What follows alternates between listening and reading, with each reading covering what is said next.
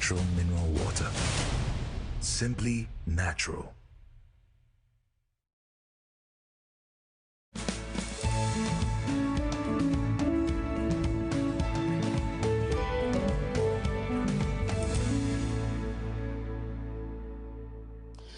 Welcome back. This is TV Xyz, and you can follow us on our social media handles on YouTube, Facebook, and name them, and just call friends. If you are home, just relax.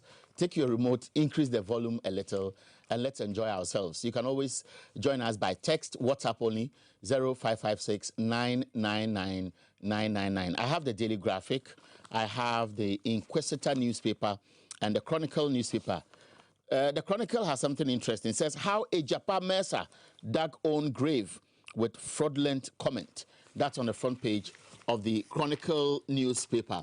I heard yesterday that Parliament had put a hold on his approval, the approval after he went through the process. But I'm just reading online again that Parliament has unblocked what it blocked.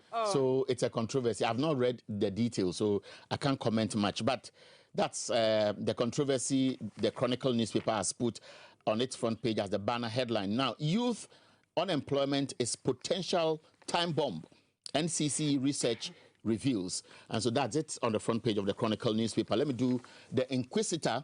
Grudge in Achem Mafia moves to oust Bedietio. Bedietio fails. And it comes with a picture of the president and his cousin there, and the tag Achem Mafia and grudge there because of Asante Bedietio. Now, Sir John's tomb was not financed by government. It's also another interesting story, but I think he's dead and gone, buried, is resting peacefully. Let's move on. All right. I'll start with the Ghanaian Times. Wait, no, those tracks were not brought by government. I know, but it's under his government. No, listen. Zoom Lion has been doing this for years. True. Every period, they bring in so many of such tracks. And at a point, they said they had monopolized waste management in this country. Fortunately, other waste management companies have come in. So if a private investor is doing business and government goes to commission it, let's give the credit to the private business and push government to invest our resources in waste management in this country. Look, we have gone to commission 500 trucks. Do you think that one assembly in this country cannot buy 2 trucks over a period of 4 years or 8 years or 10 years? Many of the assemblies don't have. That is the reality. And that is why we have waste management problems in this country. So I beg you, give the credit to Zoom Lion. Give it to Zoom Lion. I don't know why all the papers are trying to tie in and make it look like it is Ghana money that has been spent. Nana Kuse.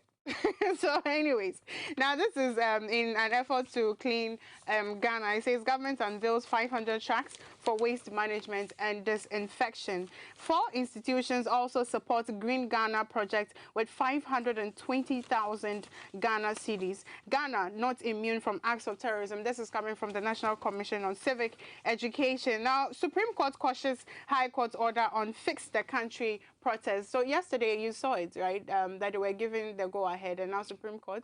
Yes, the Supreme Court quashed the High Court ruling that the decision to place an indefinite injunction on protests called by the hashtag Fix the Country was an error.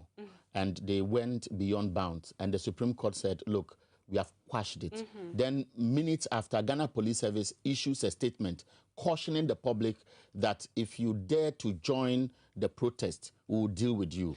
I see it as clear defiance of the Supreme Court ruling and a nice way of twisting the fact that, okay, the COVID-19 restrictions or whatever is still there, and therefore they have the mandate to go and enforce it. Look, people where can... Where were they when at Sir John's funeral? Where was the Ghana police? Well, I just want to focus on Fix the Country. See, we have a country that is governed by rules and regulations. The Supreme Court has given a ruling. What the police administration should do is that, look, come, let's meet, let's agree on the protocols we want to observe when you want to go on demonstration on that said date. Because you remember that when the people put in their request, they spelled out the way or the manner in which they were going to engage in this demonstration so that they will observe COVID-19 protocols. Come with your nose mask, will respect social distancing. So even if they are 1 million and they have to form a long queue from here to Winneba, it is still a form of protest.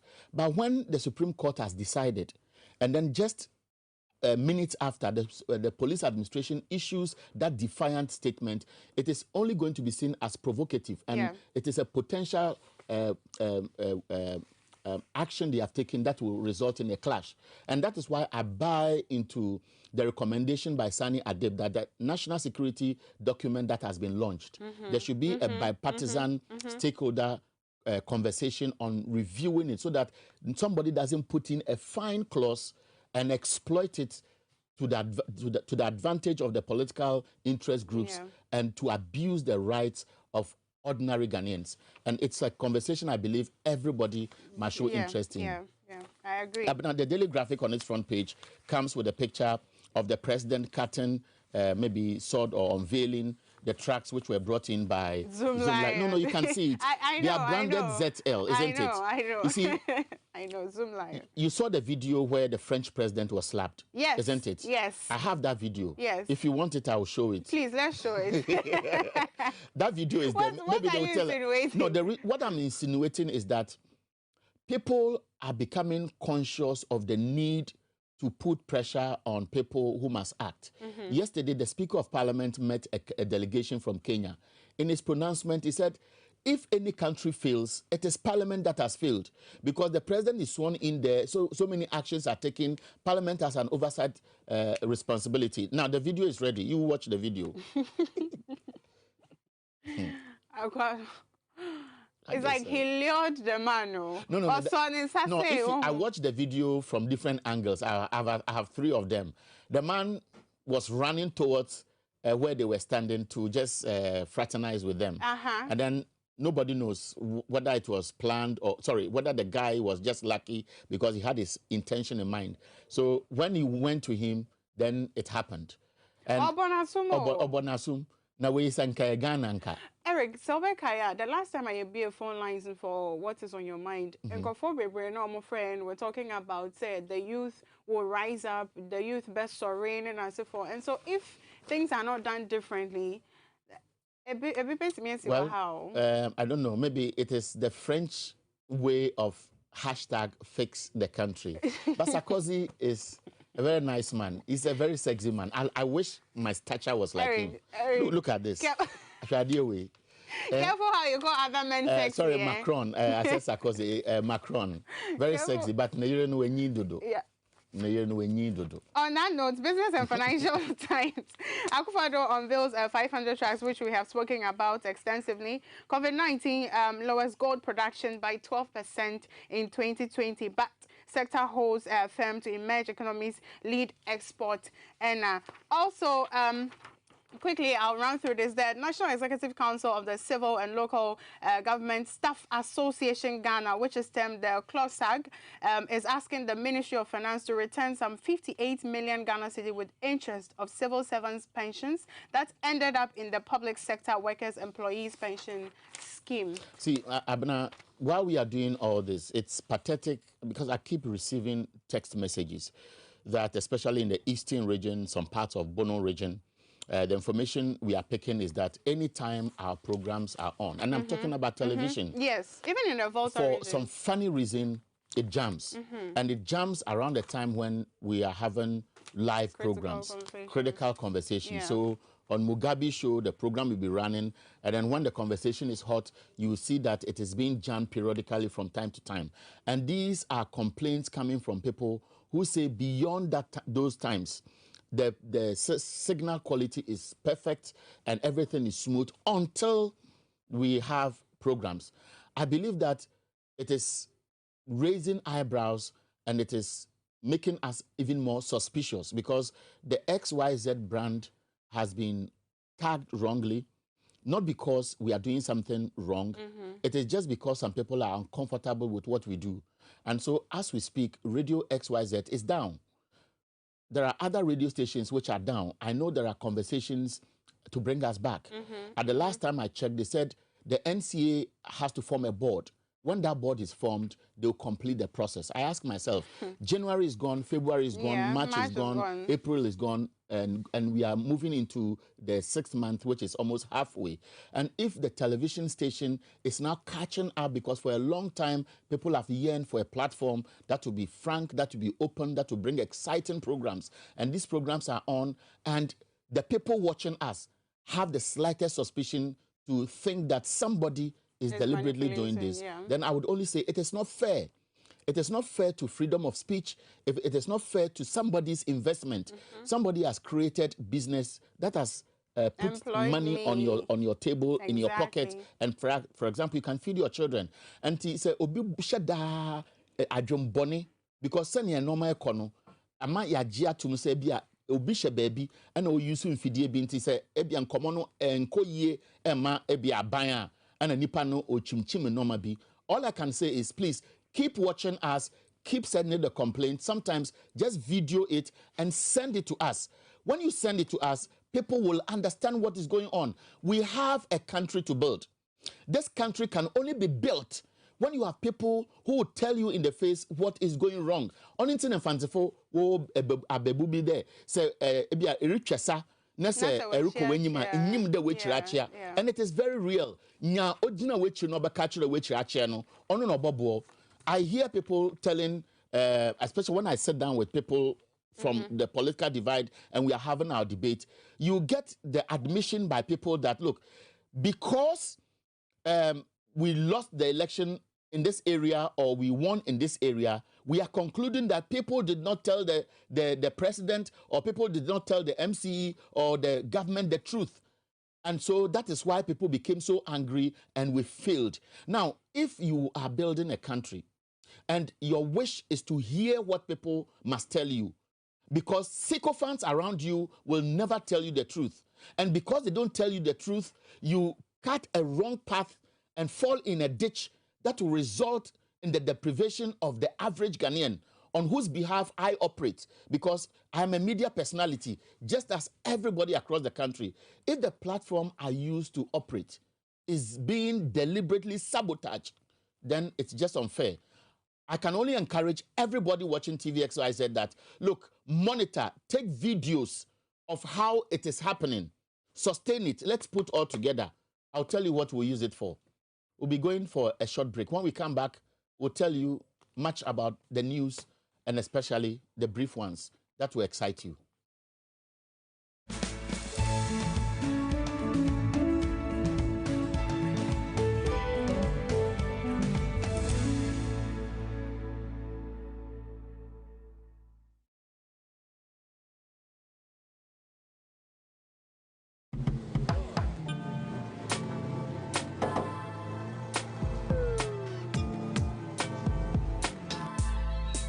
Welcome to Auto Check Vehicle Diagnostic and Licensing Center.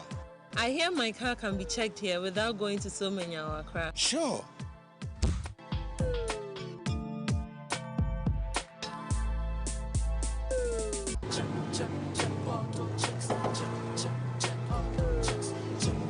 Emission, check. Alignment, check. Brakes, check. Visit Auto Checks at Koforidua Aquadum Road for the roadworthiness of your vehicle, from saloon cars to heavy-duty industrial vehicles. Madam, your car is now ready for the road. Thank you so much. Auto Checks, check. Auto Checks, your safety, our priority. Check, check, check, Auto Checks. Peace of mind is very essential in your journey to success. For Akwesi Papa, peace of mind means having a proper covering over his family. Literally. For Araba, aka Injection Mama, it's about having the funds to complete her advanced nursing course. And as for Corporal Odami, it's as simple as reporting on time for his shifts. Sometimes all you need is a simple push. At Needs Microfinance, we have tailor-made loan packages for salaried workers under the Controller General's Department. With the low interest rate and quick wahala-free process, you are guaranteed of a timely solution to get back that peace of mind, literally in 30 minutes.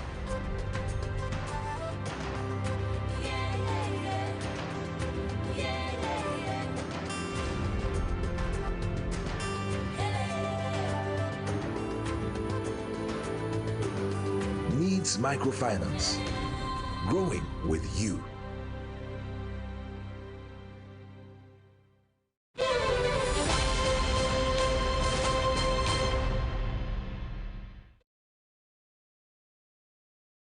Welcome to the News in Brief on the Morning Update. My name is Nana Abena Sewa. Now to some of the major headlines. Supreme Court quashes High Court injunction, paving way for Fix the Country demonstrations. But there is perhaps one more hurdle to cross. The details will be coming up. Also, lack of generator has been blamed for the recent spate of deaths at Kaswa Polyclinic in the wake of intermittent power outages. And 2 more days for GES to address protest over promotional exam results or brace itself for nationwide strike threatened by teacher unions. We'll be back with more details.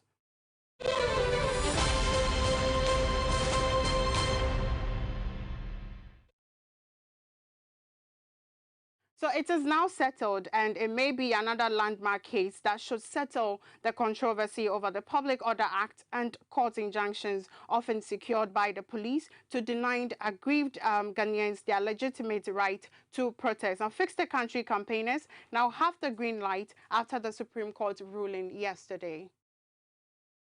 Hashtag Fix the Country protest, which started last month, swept through the country like wildfire.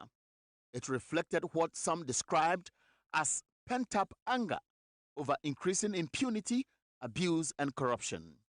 Within 24 hours, the movement had received over 200,000 tweets, which shot up to over 700,000 after an attempt by government officials to parry the pressure with hashtag Fix Yourself First that provoked more interest groups, including prominent lawyers, civil society organizations, and top academicians to join the campaign. But their planned protest was shut down when the police used the back door to secure an ex-parte injunction.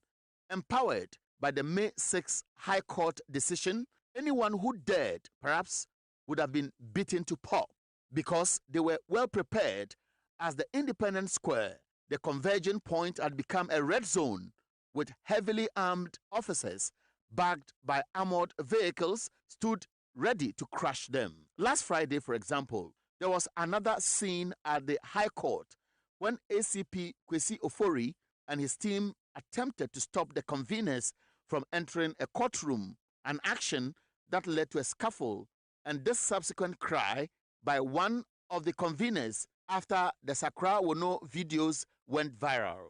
It's a classic example of how shameless, hypocrites our leaders are. Because if you are telling us we can't protest, which is our constitutional right, yen to me and protest here, but to me, Sebe, Sir John or Brimpong, you could just flu quantino. Now, the rule of law has prevailed. The Supreme Court has given the green light. The panel, presided by Justice Yao Apu, held that the High Court order that indefinitely barred the Fix the Country campaigners from staging a street protest was an error and has subsequently quashed it. Earlier, the Attorney General had raised an objection describing the case filed by the campaigners as misconceived and completely unwarranted. Another case is still pending at the High Court, asking that the protesters be restrained from hitting the streets. This is due for hearing. Based on a lot of things, this is a heartwarming news that has been received by many. Xyz News spoke to a cross-section of the public who are ready to join the protest. As I'm buying one share, no one boy, near Juma, what part they are Monton. I said, and one share, now you want me a day. Want me share on my because you have voted man saying who they are yet. But as at now, we are talking of, we don't have anything doing. The country is very hard. So the Fix the Country must come in. Yeah, we are very happy about that. So if they set the date that they are going to demonstrate, will you join? Yes, I will join. Because I will join. How much I join? They should fix the country. Fix the country no more cano. Ya jina so. Edru honum no mo be ya baby. And we are ready to do it. and we can do it more than that. If you say so, pese or manimu ye meremaya, and you want sorry jina ho. They say Bema no one ye bibi may who say yes. She's doing something for the mother Ghana. Staying a bit more on security, the president has been asked to actively engage all stakeholders to build confidence in Ghana's first national security strategy document. Now, foreign policy and security analyst Sani Adib cites possible abuse following recent developments. Public interest in the launch of Ghana's first national security strategy document follows the recent cases of abuse and unprofessional conduct by operatives and the mode of recruitment. The president, Nana Akufo-Addo, hoped the document will serve as the overarching guide that will define Ghana's approach towards sustaining peace and stability. But security analyst Sani Adib has some reservations. He is demanding the involvement of stakeholders through what he described as an independent, multifaceted committee to review the document. He foresees the potential manipulation to give overarching powers to security agencies for political abuse. Accountability is key. When one officer does the wrong thing, nobody does anything about it. It would motivate the second officer to do the wrong thing, hoping that he would also be left off the hook. We need to nip in the bud this monster of abuses without repercussions. Going forward, I would suggest that we have a body in place that would be made up of different professionals from different disciplines who are not directly or indirectly affiliated to the security services, who would sit on some of these abuse cases that would be brought before them in the future. Sani Adib also believes periodic review to confront emerging threat will be necessary. Yesterday's security is not as today. Besides, I would want to go a step further. We should go beyond the 4-year, constriction, and rather make it open anytime there is an emerging security threat, not just to the country, but even the wider, sub-region.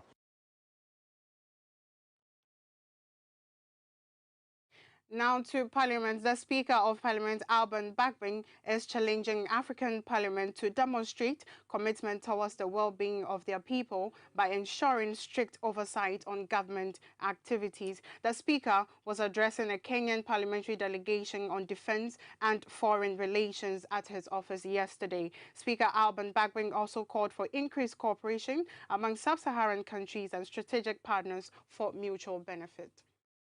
Any country that wants to develop, this is the place it all starts, Parliament. There is nobody that can lead a country without coming before Parliament and taking an oath. That is the beginning of our oversight, and we have to better start taking this serious. It's Parliament that are failing the people in Africa, not the executive. We have the authority. They only have leadership. We have the legitimacy, and we have the mandate to make a difference in the lives of the people. Never be deterred by any whims and caprices of any president. Once you do the right thing, the people will solidly be with you, and no president will have powers more than you. They can call him executive president or prime minister or whatever. Now, this delegation has been reported to have been led by Charles Kilonzo, one on a week visit. This is a 1-week visit to Ghana. Now, to other stories, there are reports of patients dying at the Kaswa Polyclinic as a result of lack of a generator set to cater for patients in critical condition. The Central Regional Correspondent Alex Donko is following this report. 180-bed ultra-modern polyclinic is equipped with a morgue, doctor offices, surgery units, and delivery suites, dental and laboratory area, intensive care unit, client and VIP wards, among others. Though it was built to improve access for the community, the project is yet to meet full expectation. TVXYZ News has learned it has been abandoned after the 2016 elections and partially equipped before the 2020 elections. But it has no generator and the death of 4 patients on Monday has been blamed on intermittent power outages in the area.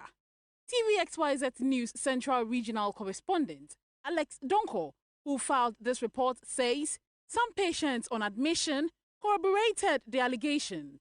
According to them, the light which went off around 7 a.m. affected theatre and other emergency departments for close to 12 hours. 4 people have died in that same department, and I remember in that same ward. People phone a film, and this thing is becoming something. It's like this is even unconcerned, because there's one man who is also on life support, let's say on oxygen. The woman next to me or passing away. And or the house to an apartment and some fun. And I was even scared. So it's not a good thing. The government should come and see to us. Efforts to speak to the management of the polyclinic proved futile.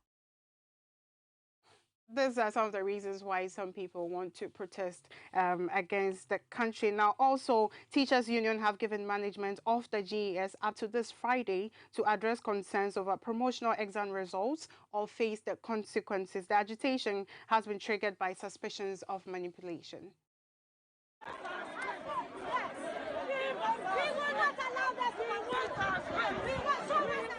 These teachers expect the promotion exams result, which will be tied to their income if they pass, have been manipulated. Out of the 46,486 candidates who sat for the exams, 26,465, representing 63%, passed. But the aggrieved teachers are suspicious following the inconsistencies in communique announcing the result and the mode of accessing it. While some were just told they had passed and congratulated, others received "sorry, next time." And the third complaint was about the request for certificate for verification at the GES headquarters. One of the notices from the promotion resource checking portal read, quote, "Further verification required. Please present all verification documents to the HRMD headquarters for verification before July 15, 2021, unquote. Then subsequently, the website was shut down. Some raised few queries and asked, 1. If they failed, why demand certificate for verification? 2. Others asked if they had been failed because they did not provide adequate information requested. The affected teachers now have the full backing of 3 teacher unions, NAT, NAGRAT, and Concerned Teachers Association. They have issued a joint statement demanding an immediate review of all challenges before this Friday to prevent a nationwide strike. Hold on.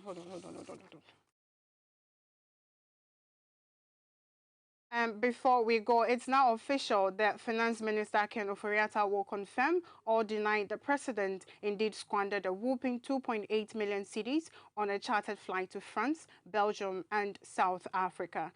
MP for North Tongue, Samuel Okudzato Ablakwa's petition has been formally captured by Parliament. Now, Mr. Ablakwa, who is also the ranking member on the Foreign Affairs Committee of Parliament, has also dragged the Minister of Defense to the floor of the House to give further clarity as to the state of the presidential jet. Now, no specific day has been set yet or announced for the responses. So this has been the news in brief on the morning update. Please do not go nowhere. Nana Abinasewa, which is myself, will bring you the social segment soon.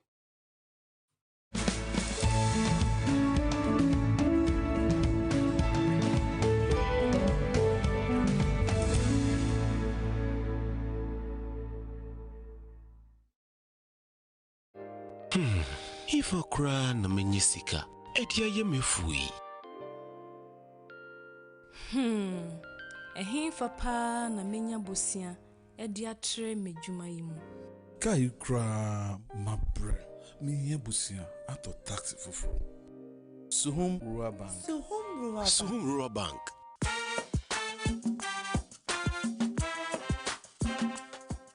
Yamamwa kwa baba Suhum Rural Bank. Ye won hye ahodo bi te se dwadifo abosia, ekokro bosia, susu account, and it does all savings account. Me bada chain savings account, and the keka ho. Presuhum Rural Bank was 034-2291-896. Now on so to Miaka say. Suhum Rural Bank, ama ene mayeka una. Suhum Rural Bank, entime pa minie. Suhum Rural Bank, growing our heritage.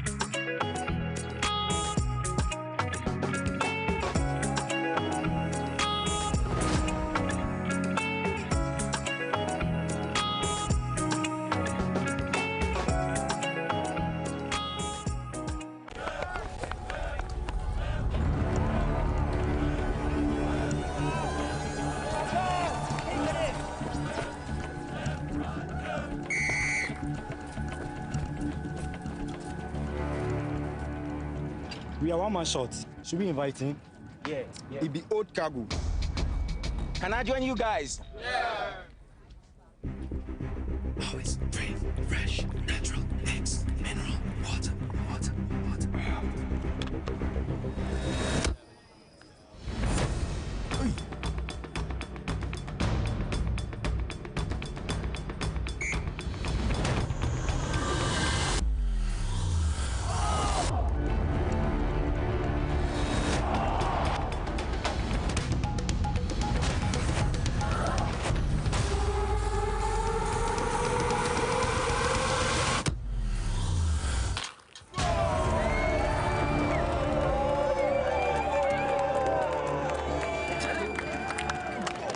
You still got it.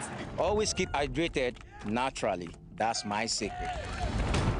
Manufactured with the primary aim of preserving nature's finest minerals necessary for a healthy mind and body. X Natural Mineral Water. Simply natural.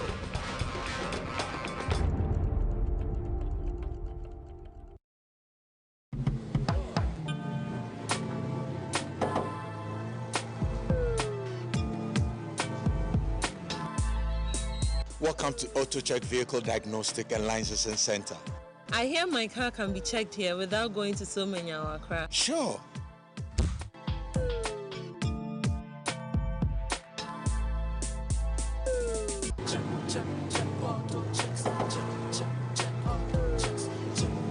Emission, check. Alignment, check. Brakes, check. Visit AutoChecks at Koforodia Aquadum Road for the roadworthiness of your vehicle, from saloon cars to heavy-duty industrial vehicles. Madam, your car is now ready for the road. Thank you so much. Auto checks. Check. AutoChecks, your safety, our priority. Auto checks. I love makeup. Applying it gives me so much joy. But when it's time to take it off, nothing does the job quite like the Black Secret Makeup Wipes. When I go somewhere and I feel really sweaty, I take my Black Secret wipe and I use it on my face. It picks me up and I don't look as tired as I did when I walked in. Before I work on a client's face, I like to go over it with Black Secret Makeup Wipes to make sure the face is clean. It doesn't leave the face dry and tight, but it keeps it soft and moisturized. Wipes say your bodo. Barcope, and it gets the job done. Or baby, and the smell makes the experience even better.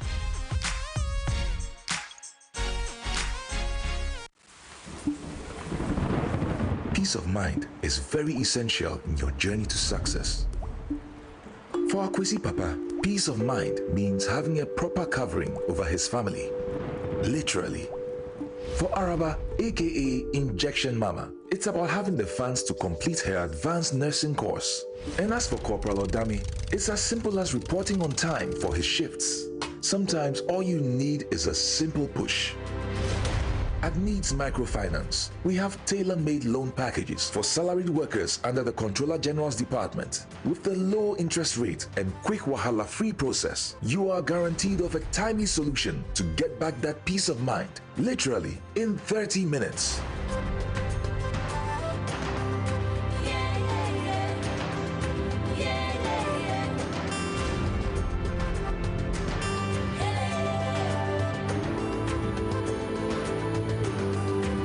Microfinance, growing with you.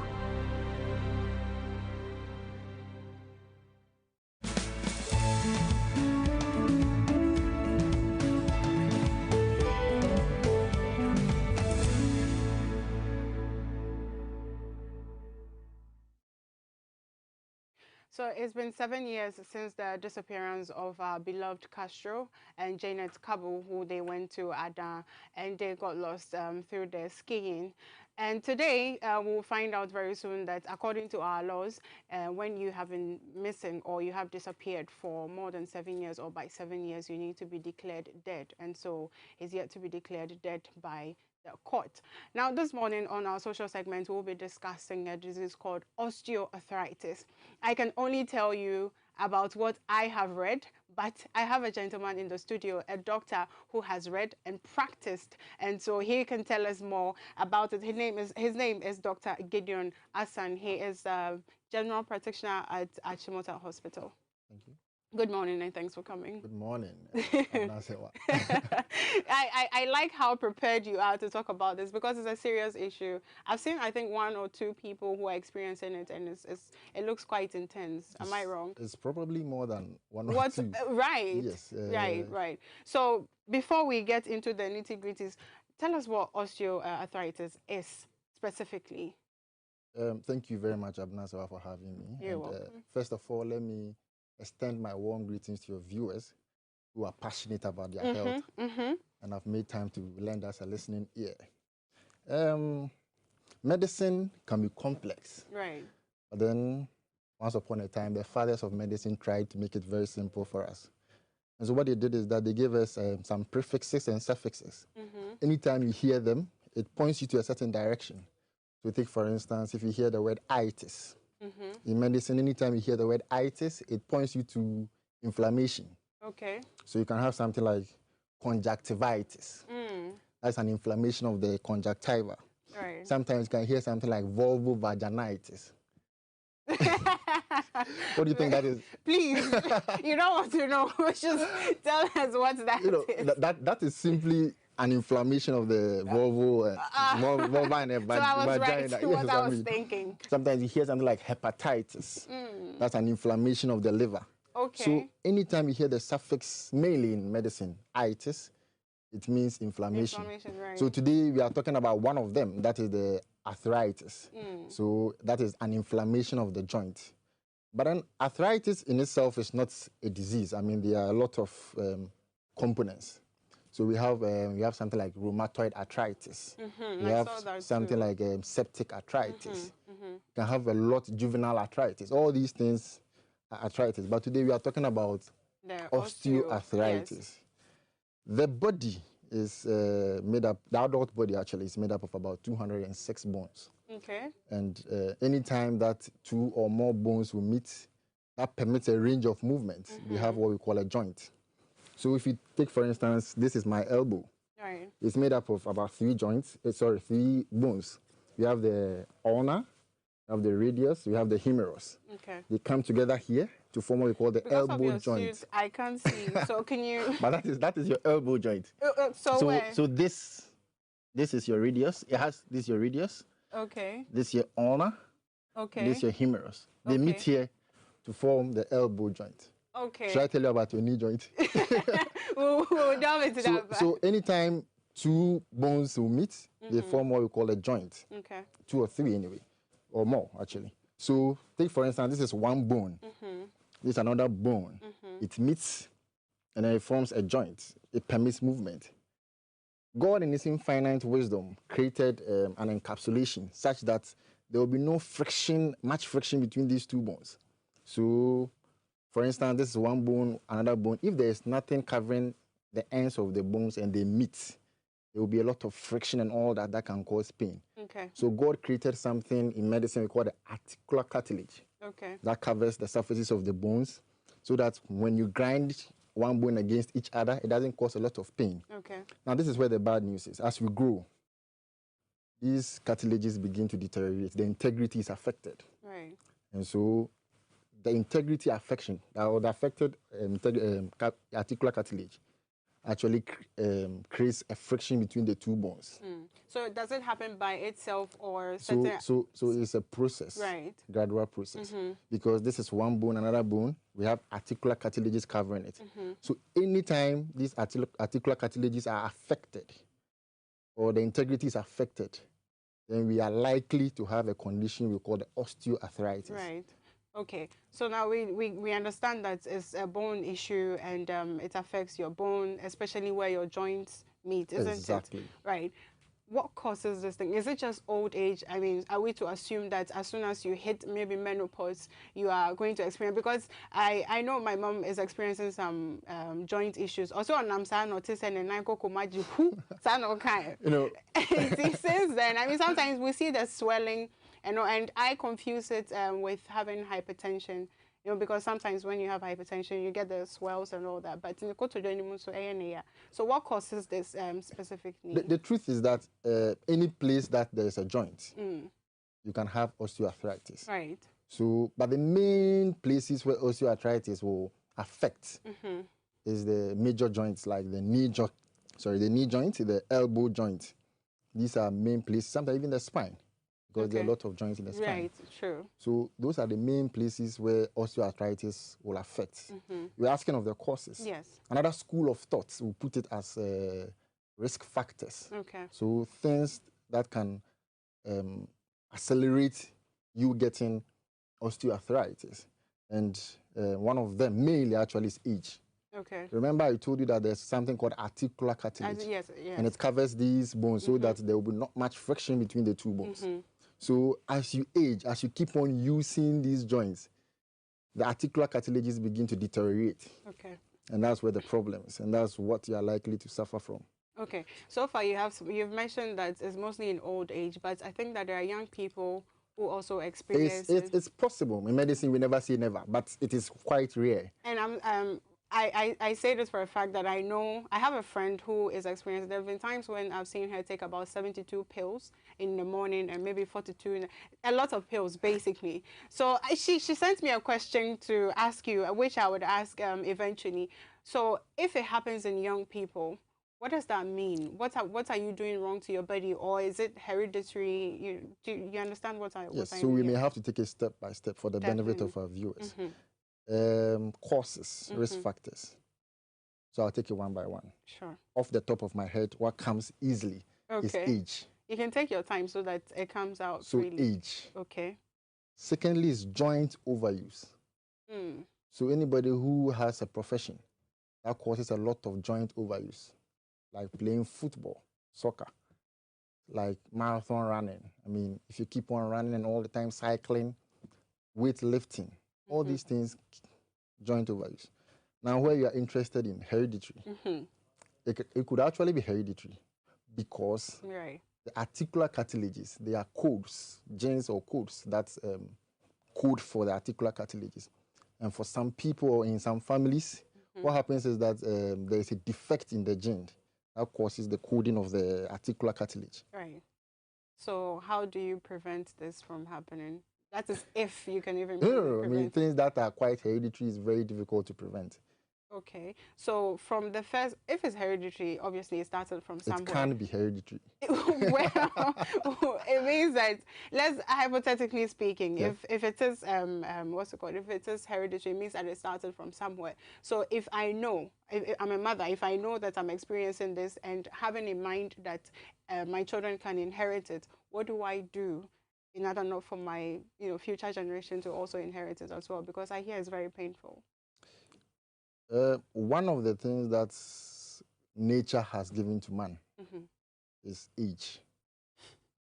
And one of the things that we are likely not going to ever prevent is age.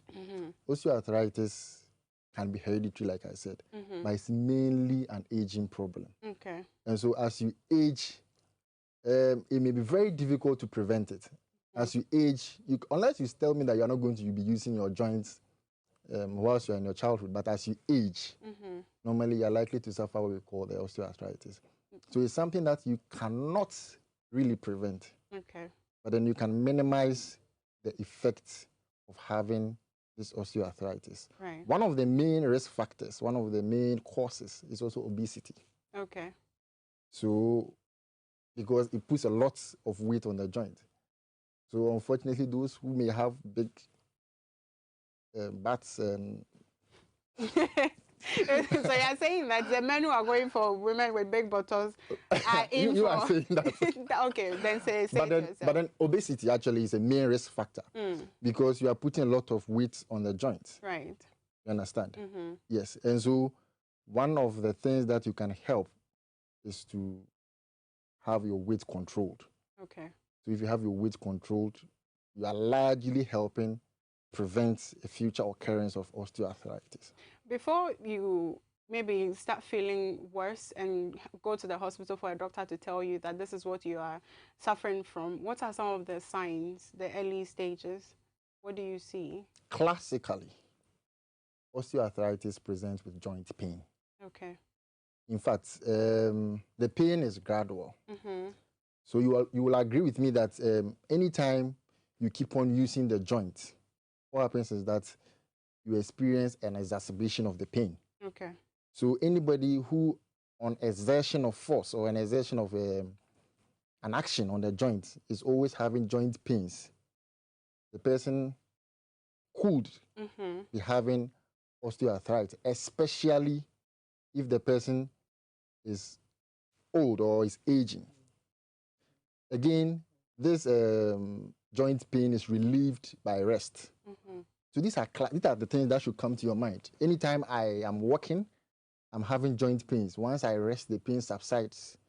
And especially, is another one called the morning stiffness. Okay. Joint morning stiffness. When you wake up, you realize that your joint is quite stiff. Okay. Exactly. Sometimes it can last to about less than 30 minutes. Exactly. Right. Is there a particular way that maybe the stiffness happens? Maybe due to the position that you're sleeping, or maybe if you hang your legs for over a period of time, or it just happens? You know, you see, if you are using your joints over and over and it's causing you pain, when you sleep, you are likely not to even move it at all. Okay. So it's an unconscious effort. Sometimes they wake up and then they realize that because they limited the use of these joints whilst they were asleep, they even have joint stiffness and all that. From all the things you've been saying, especially with the fact that you stress on old age is inevitable, and so chances are that you get the osteoarthritis at a point, is there treatment for it? Can it be treated? That's a good question, Abna. I mean, that is the end point. Everybody wants to know if it can be treated or not. I won't mince words. Truth is that fighting osteoarthritis is extremely difficult, if not impossible. But we have pharmacological ways and non-pharmacological ways. By pharmacological ways, I mean the use of medicine. Okay. But every good doctor will actually start by non-pharmacological ways of helping you alleviate your osteoarthritis. Okay. And those are the modifying your risk factors. So these are the things that you think that, oh, if I gain weight, I'm likely to suffer an exacerbation of this pain. If I keep on using this joint, I'm likely to get an exacerbation of this pain. So all these things, it comes to mind. You understand? And so the non-pharmacological ways are ways by which we don't actually use the treatment or we don't use medicines. What we do is that we try to advise you and all that. But if after all that you are still not having a relief, then we may have to resort to pharmacological ways. That's we use medicines. Okay. And we use mainly painkillers. We try as much as possible to avoid the use of opioids. Opioids get you addicted. You know examples of opioids? Yes. I've actually seen someone take tramadol. Exactly. So normally we will start with these NSAIDs. Okay. And sometimes we will start with acetaminophen. Okay. Another name for acetaminophen It's paracetamol. So you could have just said paracetamol. No, I wanted to confuse you more. Okay. All right. Now, I find that joint replacement surgery is another way. Apparently, in America, a lot of people at a certain age do that. They replace some of the joints with metal or whatnot.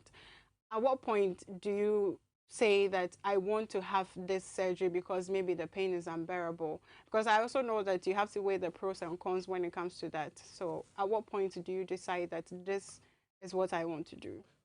Like you said, when the pain is unbearable, right? Nobody wants to live with pain.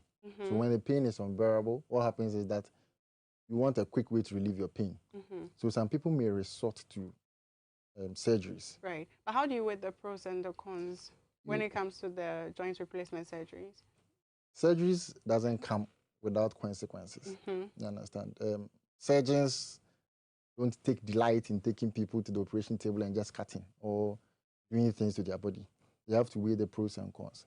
And so if you are somebody who is 80 years before suffering osteoarthritis, and you tell me that I should take you to the operation table to go and replace your joints and all that, I probably may not consider it. Right. Exactly. Why not?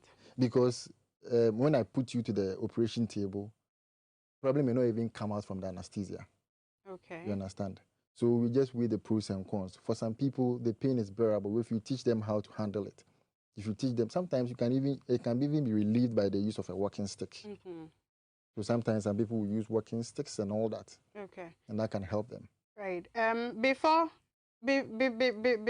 I would want us to explain this in Chi, because I don't want my other audience to miss out on this very important conversation. But before we do that, I said I got a text message from a friend that wanted to ask you a question. Now, she said that for a younger person with such a diagnosis with no cure, what will be the best lifestyle for me in order not to worsen it faster and be able to do activities with less pain?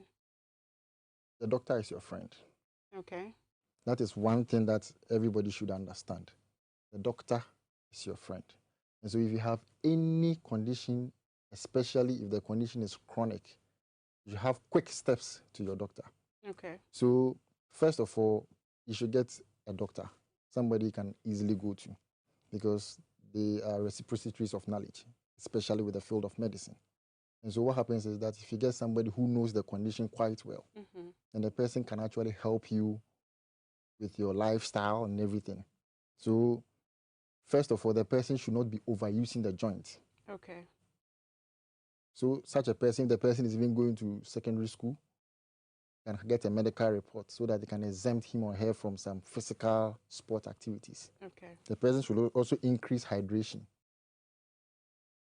The person should drink a lot of water, should eat well. Okay. And then also get to see the doctor, because the doctor will start the pain management if need be. So the doctor will start with some few medications and all here and there. And so it's not something that you can just use 5 minutes to talk about.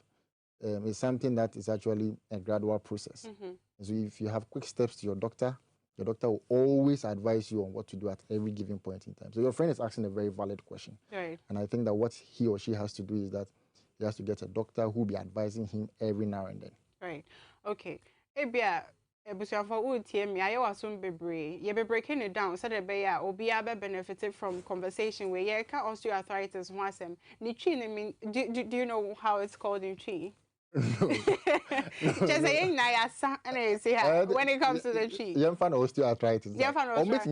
Is it the same as arthritis? Because I mean, I did read about it a little, and there were times now Bisa say osteoarthritis. How is it different from arthritis itself? No, arthritis itself is not a disease. Right. It's the umbrella under which arthritis nangasana and shida yare. Okay. I mean, it is the umbrella under which we have a lot of diseases. Okay. We have types. It goes under arthritis. So we can have, these are medical terms that we don't really have tree names for at the moment. Okay. Into your baby say rheumatoid arthritis. Understand? Okay. So the arthritis is the surname. And we have a lot of arthritis. Okay. And Mr. Now what Shesha said that to me are prevented from happening. And I say will be crap because one year catch say we do stage B then I shall be. Yes. And a crime benzo now to me manage lifestyle. Okay. ene yem funny say me kan nkakra na obi anti ase.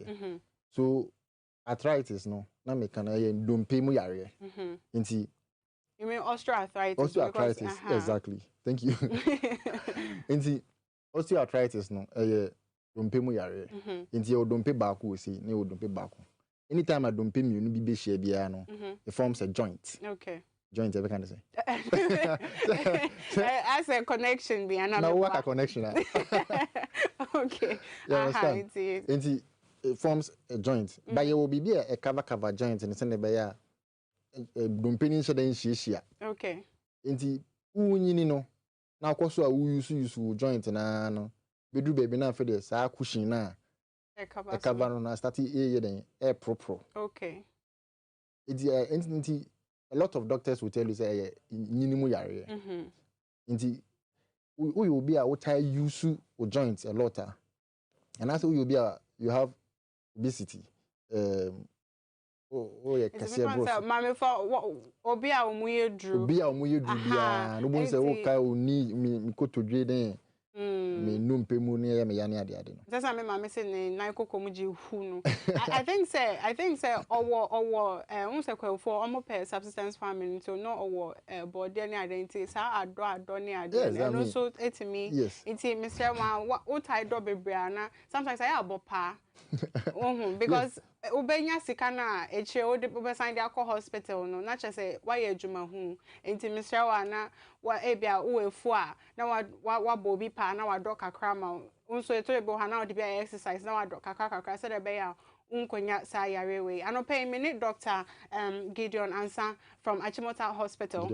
Gideon Asan from Achimota Hospital and actually in Komwe about osteoarthritis. Dafufro, Yabesha say betimi enya na wabeche she nema bi so eniswa. This is the social segment on the morning update. My name is Nana Abina Sewa. Eric Ahanyo will be here soon.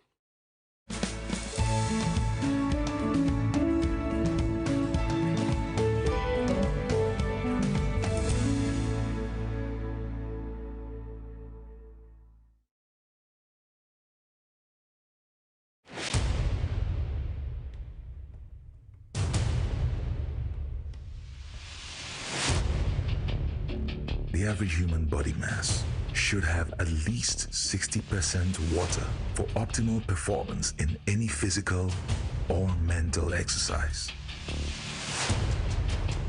We can help you maintain it naturally.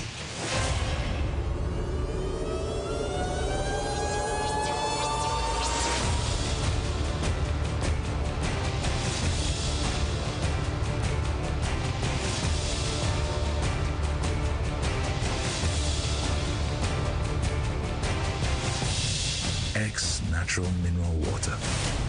Simply natural.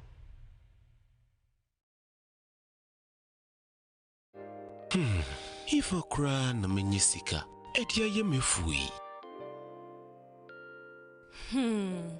Ehin fa pa na menya bosia, edia tre medjuma yimu. Kai kra mabre, mi ye bosia ato taxi fufu. Suhum Rural Bank. Suhum Rural Bank.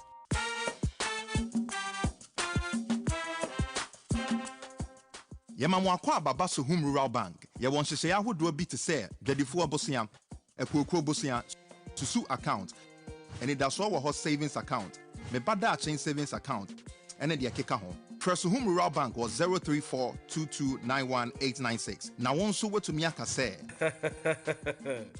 Suhum Rural Bank.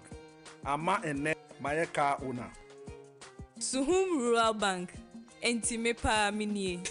Me damwase. Suhum Rural Bank. Growing our heritage.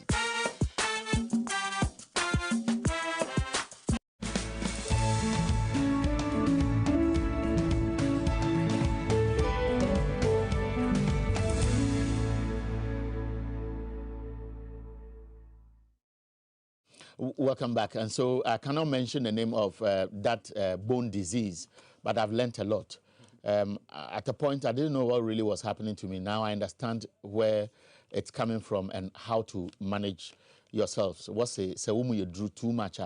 Etumnya dami yarabano. Ebaso na unko to jwe joints ya oyo naze. Enti what's say Ada Odyssia so nye de say a yara mauna no yentia wo hospital and also a family doctor and yin zinkita ho yemu binum yanko school nti enyi classmates ene enyi sika so a yebetumi akade o menyankui ana menyipei mrikotua na kawana my family doctor but me is the baby atibia a nurse and a doctor be a hospital sometimes take the telephone numbers of some of these practitioners. Some of them are very kind.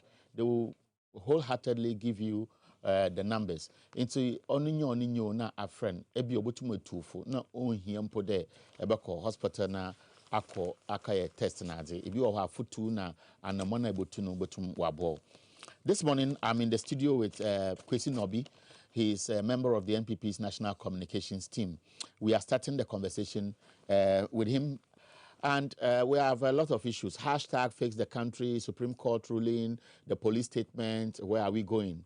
And then there's a lot of agitation among the, I'll call it the front of the teachers.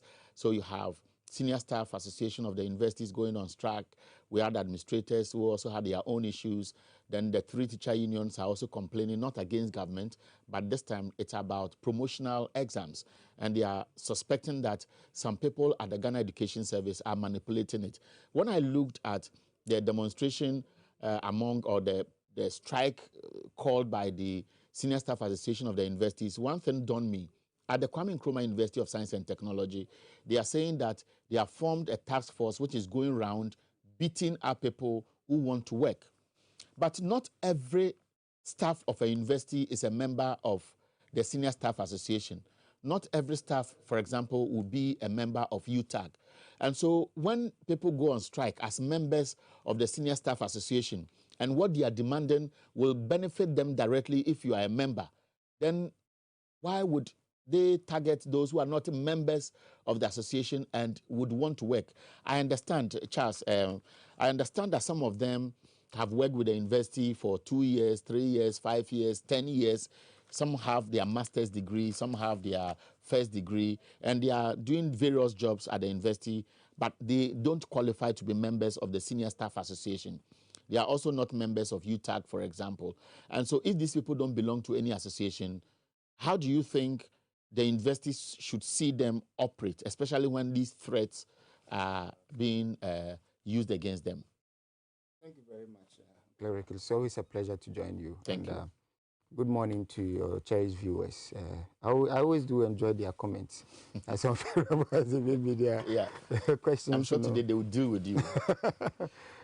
And greetings to my brother and friend, Michael Osei-Boateng Pope, National Youth Organizer, hopeful of the ruling party. NPP. Yes, NPP. When are you going for your elections? That's the Congress. I think next year by this time, we should be gearing up. It will be in June. It's about the provisional timetable that's come up. Elect as delegates or as executives will play a larger influence in helping to determine who becomes your flag bearer for 2024. Absolutely. So I think from December all the way to June, from the various levels, we would have come all the way then to the national level. And I wanted to do some daibo. The outcome of that will then ultimately determine who we take to lead us to break the You know the daibo I want to do? I wanted to ask if this time there will be buses. Oh. You know the buses I'm talking about? The buses that were given to the teachers? The Freddie Blaze buses. Oh. There was some promise like that. Okay, I think I was busy on the youth organizer. Okay, but we're speaking to the strike by the Senior Staff Association. This morning, they are meeting the Fair Wages and Salaries Commission. I think we've come to a point where I think, was it last week or so, there was one form of the other, there's fix it, there's that, and all of that. Okay, so I have the national president of the Senior Staff Association of the Universities on the line. Zachariah, good morning. Good morning, and thank you for having me. Thank you. We would have called you earlier. We are happy that we have been able to reach you before you enter the meeting. Is it confirmed that you are meeting the Fair Wages and Salaries Commission today? Yes, it is confirmed that we'll meet with the Fair Wages and Salaries Commission at 2 p.m. at the University of Ghana Commonwealth Hall. And what are you taking to the table? Yes, we are going into the meeting fully prepared and fully optimistic that government of Ghana will had earlier on not provided the green lights to the Fair Wage and Salary Commissioner, according to a letter he wrote to us some months ago. I think the government of Ghana have now given him clearance, and that is why he has invited us. So we are going to this meeting very optimistic that they will do the needful, and that you afford us the opportunity to call off the strike and allow the strike to be off. Now, when you say they will do the needful, is it that if the conditions are not met, you are not calling off the strike because you have earlier stated that it continues unabated before this meeting? That's exactly so. That's exactly what I mean by doing the needful. That we had met previously, and some percentage was mentioned, and the senior staff of Polo University in Ghana weren't satisfied with the figure that was mentioned. So by this time around, I'm sure they're going to change tactics and probably some more higher figure would have been probably determined at the meeting. If the meeting. Okay, so Zachariah, I understand the strike is calling for things that may have been or should have been done between 2010, 2016.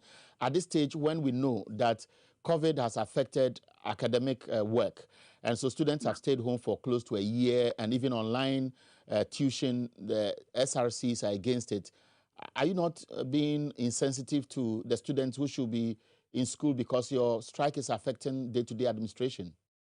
You also appreciate the fact that these students that you are talking about are also our children. We also have children in the various schools, and that the various schools, we all know, in the university, you pay what they call academic facility user fee. You also pay what they call residential facility user fee, and you pay so many things. Now, government of Ghana, the arrears we are talking about didn't start in this COVID era. You yourself have mentioned from 2010 to 2016. 2018, the same agitation was embarked upon by our union. Government of Ghana did nothing. It was not a coronavirus era. 2019, the same issue arose. And 2020 we were there, and 2021 we are still there. So the suffering of the children and their parents should be directed at the government of Ghana and not us. And I can assure you on authority as national chairman that if government of Ghana does the needful, resolve our issue today, I will call up the strike before 12 o'clock noon. Okay, so, but Mohammed, there's another very important thing I have pegged, that if you go to the Kwame Nkrumah University of Science and Technology, those who are not members of the association are being intimidated, threatened by your members. They don't belong to the Senior Staff Association of the universities. What you are fighting for will not benefit them. Why would you stop them from doing their work? Because you have not co-opted them into your union. Well, that hasn't come to my notice. To be very frank with you, what we declared that members of the Senior Staff Association who are working in those essential areas should withdraw their tools, should lay down their tools, should withdraw their services. If you are not a union member, we cannot even talk about you. I'll be surprised if we do that. But I'm currently here with the KNUST chairman, and that hasn't come because yet them and we are still meeting. They gave me briefings. Nothing of that sort came. So it's not true. I can tell you on authority that we have had several complaints from some of them in Kumasi who are asking us to speak to those in charge to address this particular issue. Now, before you go, I wanted to find out, how would you address the concern about basic schools at the various universities which are most likely affected? Because the children would have been in school, but your strike is obviously affecting them. Sure. What I can tell them is that we wish that this has not occurred. The government of Ghana does not want to solve the problems, and that is why these things are happening. That parents should continuously mount pressure on the government of Ghana to do what is right, to do what is proper, and that will enable the union call of the strike and come back to teach their children and come back to ensure that quality education is attained and come back to ensure that we are able to contribute our quota to the socio-economic development of this country. We are not interested in strike. We are not. Strike is not our business. Let government solve the issues and then we can come back and do the need. Okay, so Mohammed Zakaria is the national president of the Senior Staff Association of the striking universities, and he's been telling us what they are taking to the table. They hope that government will address their issues. We are grateful for your time, sir. Thank you so much for having me. Right, bye. So, in summary, he has said it all.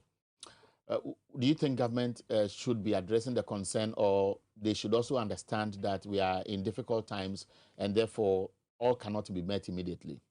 I think this government has demonstrated that responsiveness to the needs of workers across the board.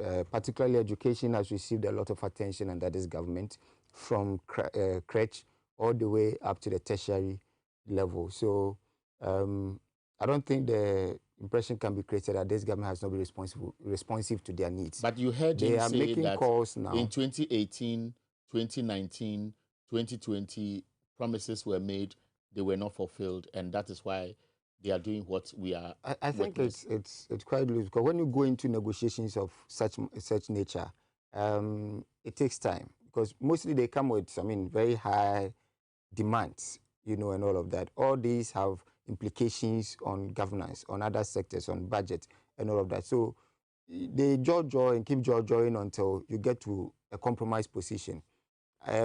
What I find difficult is why now? Why now?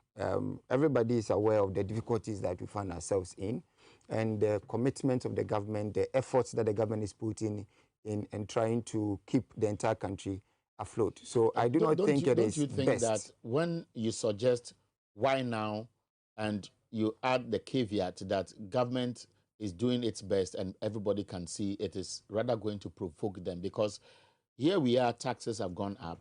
Here we are, fuel prices go up. We know transport fares have gone up and salaries have been increased. And if you look at the percentages, you realize that many Ghanaians are not happy. And so when something that is legitimately theirs, 2010, 2016, there's an outstanding issue that is supposed to be addressed as we speak. They are saying it is not limited to that period. He's mentioned 2018, 2019, 2020. And you look at what government machinery has done with the public purse. It will not be fair to tell a poor teacher who is sweating to build a human resource base that they must bear with government, and therefore their demand is not being realistic. And why now? I think you're looking at a government that, apart from all other social services that it restored and continue to finance, increase salaries consistently, and has also gone ahead to even introduce some further benefits. For instance, if you look at those who are teaching in the second cycle and first cycle education, they have professional development allowance now, which never existed. So the commitment of government to the workers in the education sector, that one, it cannot be questioned. What we are talking about, the Senior Staff Association, that's the auxiliary staff or the non-teaching staff of the universities, are those making these demands now, right? And that differentiation is clear.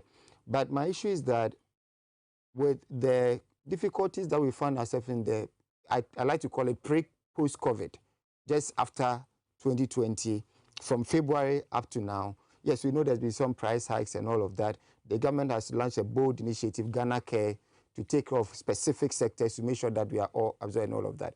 I do not think that it is the best time to launch these demands. However, they do know that in this government, they have the best friend they can ever have.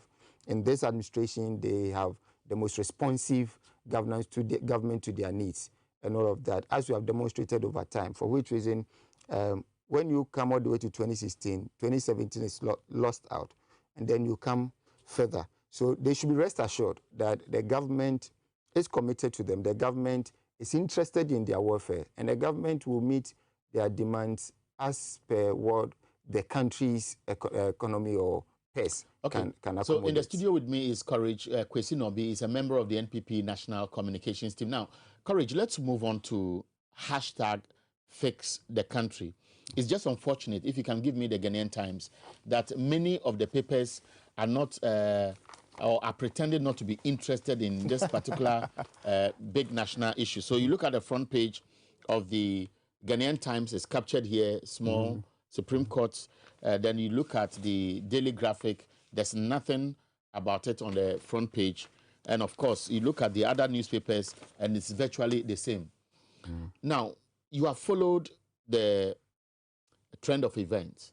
And at this stage, we know the Supreme Court has taken a decision. I've spoken to lawyers who have been consistent that the police can only be notified about demonstrations. And it appears as if there are elements in the Ghana Police Service who are being used to abuse the rights of the citizenry by denying them their rights just in the name or under the caveat of restrictions under COVID. If you look at what happened at the Supreme Court yesterday, overturning a High Court ruling, which was sought through an ex parte motion, how do you respond to the way things have gone so far? Has the police been undermined? Has government been undermined? Are the people convening or conveners of the hashtag Fix the Country being satisfied now by a higher court? Okay, thank you. I think what is happening for me is beautiful. It's good for our democracy to know that appropriate channels are used in addressing issues. So, hashtag Fix It, and I maintain that no government can be trusted to fix it better than the NPP government. And we've been fixing this country since 2017 when we took over. And we'll continue to fix it. We've demonstrated that commitment and all of that. But of course, they feel that probably some more urgency is required. And the government has taken the signal, and they're making sure that we're moving with alacrity to address the challenges that confront us all and all of that. Are their claims illegitimate? I wouldn't say so. To an extent that we continue to have some challenges, which makes government relevant then their claims have some legitimacy. But the way they are going about it, is it right? Absolutely. My friend, lawyers from Xyz, took to the Supreme Court. They went to challenge the indefinite nature of the order. They said that an ex parte order has a lifespan of 10 days, right? What was secured seemed to have an unending timeline. And that was what they went to challenge in the Supreme Court. Why did the police stop the protest? Of course. As said by the National Security Minister, you always need to balance human rights with also the national security interest. There's a need so for... I want you to define from your understanding of what the National Security Minister may have said or the police may have said in their reasoning. There's a need to balance things such that the country does not explode. There's a need explosion means? There's a need to balance things such that you do not, in attempting to prompt government to fix things, you do not end up worsening the situation that we find ourselves in. Vis-a-vis COVID, with all the difficulties here and there and all of that. So the police at the time felt that it is not the appropriate time to do this. And I do not fault the police for it. If you check recent developments, those who use even the Gimpa-Legon bypass have indicated some level of attacks and all of that. Report after report, there seem to be some undercurrents of upheavals you are suggesting within that the system. And the Ghana Police Service obviously needs men and they may not be available to give them protection on one leg. The second one is about COVID and the fact that if they assemble in huge numbers, it is likely to facilitate the spread of COVID. Absolutely. I'm sure you've been to Tudu before. You've been to Makola before. You've been to many parts of the country. You've been to Jamestown, Shireman, and so on. Do you think that the Ghana Police Service, which has been given the mandate to enforce the COVID restrictions, the district assemblies, which have vowed severally that they were going to enforce them in the epic centers, COVID epic centers, Accra, Kumasi, and so on and so forth, do you think that they are carrying this mandate to the letter to the extent that it makes common sense to anybody for them to say at this time that people want to demonstrate to put pressure on government to do the right things? As for them, they cannot do it. Thank you. I think everything you've enumerated, to the extent that the security apparatus, i.e. the Ghana Police, is struggling, right, to make sure that even the markets and all those potential places are safe, is even reason why you cannot allow anything that adds to it. Because if managing those centers alone is being a challenge, how then do you go and add to possible hundreds and thousands gathering, and you now have to send the same men who are not sufficient for managing all this to now go and tackle this. You'll be compounding the problem. And I think we need to understand the police in that regard, because they are having to do so many things at a time. They have now they're having to behave like the octopus, spread their hands everywhere, markets, stations, programs, people moving to organize programs in a nature that are difficult. So we cannot allow these people to add to it. This is flimsy excuse. To be very blunt, if you were a police officer speaking to that issue, that's what I would tell you. Because we all know what is happening in this country. And I want to read the statement they have issued. Some see it as a slap in the face of the Supreme Court and an action which is laden with impunity, which is reflective of the abuse in the system today. Now, I want to read what the police service has issued after the Supreme Court ruling, and my producers will share with us on the screen as I read. It says the Greater Accra Regional Police Command has secured a restraining order against the... No, sir, I think I'm reading a previous one. Just give me 1 second. I'll read the current one. Yes. And this one says, and it's signed by Ifia Tenge, Deputy Superintendent of Police. It says the above case, and I want to read the title. The title says, Supreme Court ruling in the matter of the Republic versus the High Court Criminal Division, Accra, ex-party, the conveners on the Fix the Country protest. It says the above case was heard by the Supreme Court on Tuesday, 8 June 2021, with the Lordship Justice Yao Apo presiding. The Supreme Court quashed an earlier order granted ex-party by the High Court on May 6, 2021, restraining the conveners of the Fix the Country protest from embarking on a public demonstration. The decision of the Supreme Court was based on the indefinite terms in which the ex-party order was made. However, the Supreme Court refused to restrain the Ghana Police Service or their agents, assigns, workmen or workwomen from unlawfully interfering with the constitutional rights of the conveners of the Fix the Country protest from embarking on a public demonstration. The substantive case between the police and the conveners on their rights to demonstrate is still pending at the High Court, Criminal Division 1, Accra, and slated for hearing on Monday, June 14. The public is advised to disregard any call to demonstrate by the conveners of the Fix the Country protest march without complying with the provisions of the Public Order Act 1994, Act 491. What do you make of this statement? I think when I started, I did say that I'm happy about the way things are going. I'm happy that the protesters took to the court of law to seek redress, and rightly so, they have secured some judgment. And the statement confirms what I said, that it's about the term of the injunction that was secured. But what the police is saying is that their case continues to pen before the High Court. It means that it's not come to finality yet. And to that extent, it throws in another balance. Does it then mean that once they've secured what they secured from the ruling from the Supreme Court, they can proceed? What is the police seeking in another court that will be heard on June 14? I think it was clear when they went to court, and based on which they secured an injunction. All right, what they are seeking to do is to restrict the conveners from organizing any said demonstrations, because they have logistical challenges. And you see, the interesting thing is that if this demonstration is granted and the police is unable to provide enough men to protect the demonstrators, and there is any problem at all, there is any spillover at all, same police and government will be blamed for the outcome. But you know that anytime people agree to hold demonstrations, we are trying to get any of the conveners, get one of our lawyer friends to help us understand what is happening, as in the Supreme Court ruling and the post-train of the Ghana Police Service.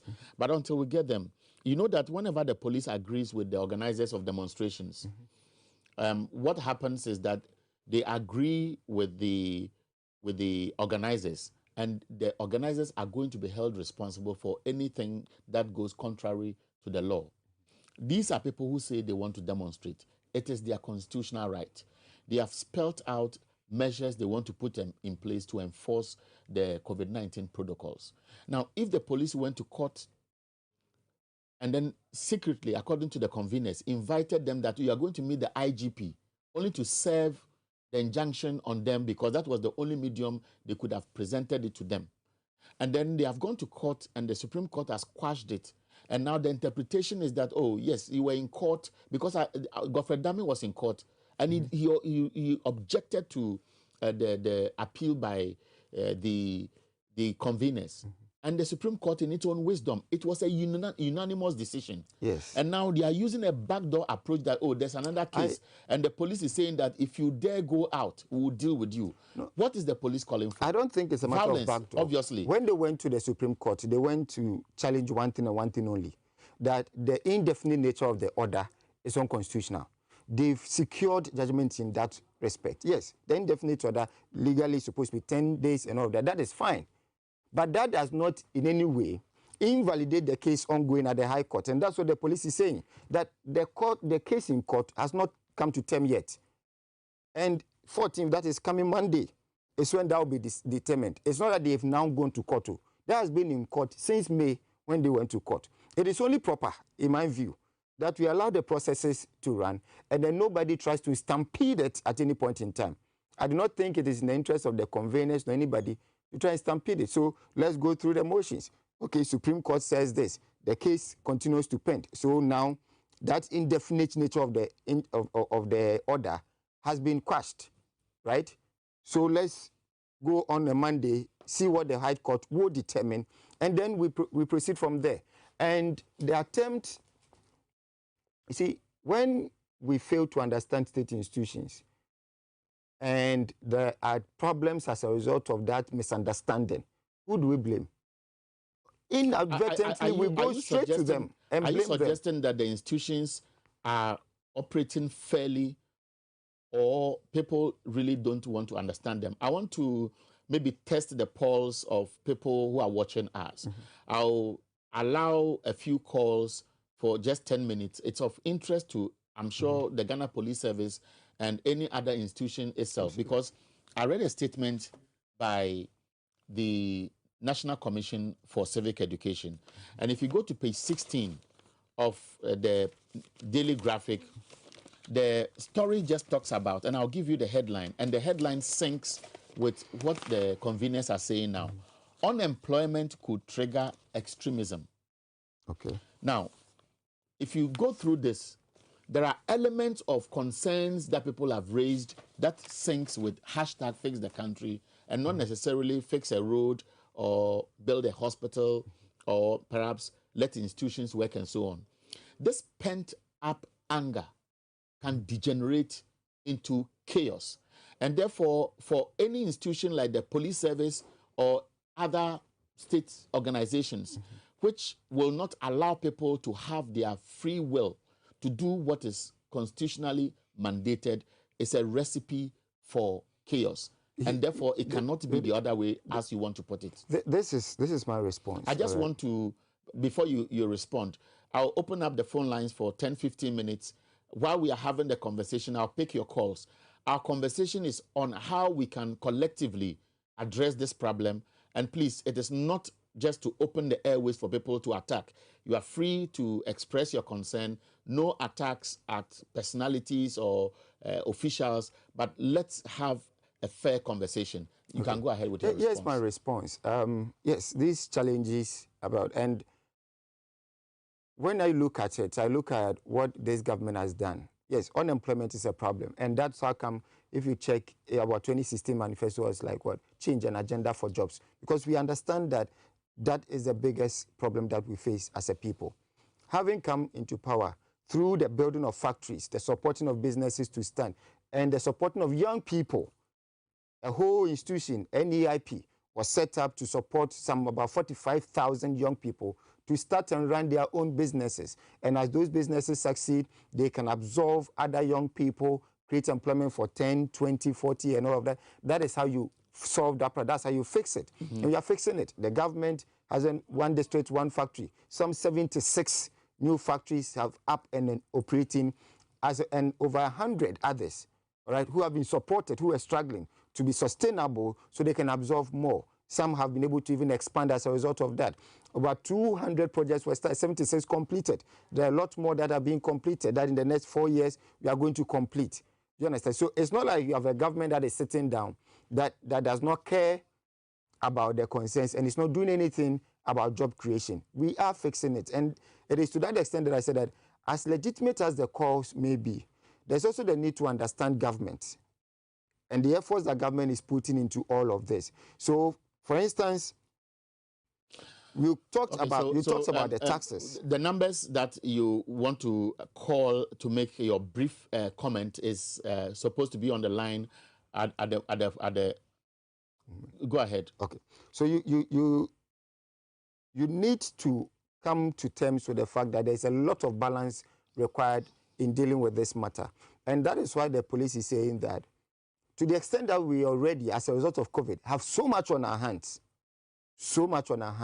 we may not be in the position to provide the men that you require with what we anticipate. As a legitimate excuse? I believe so. Did you see how the police massed up at the Independence Square or the Black Star Square in anticipation of the convergence of the demonstrators? I think you saw the machinery they put there. Absolutely. I think when the police are we suggesting that the Ghana Police Service all of a sudden, when we have seen massive demonstrations in this country, are telling us today, when we know that the police service has even increased the number of personnel on their hands, would say that all of a sudden, if the deployment to monitor a demonstration with respect to guidelines both parties will agree, it will disturb the peace and threaten security in all other parts of this country?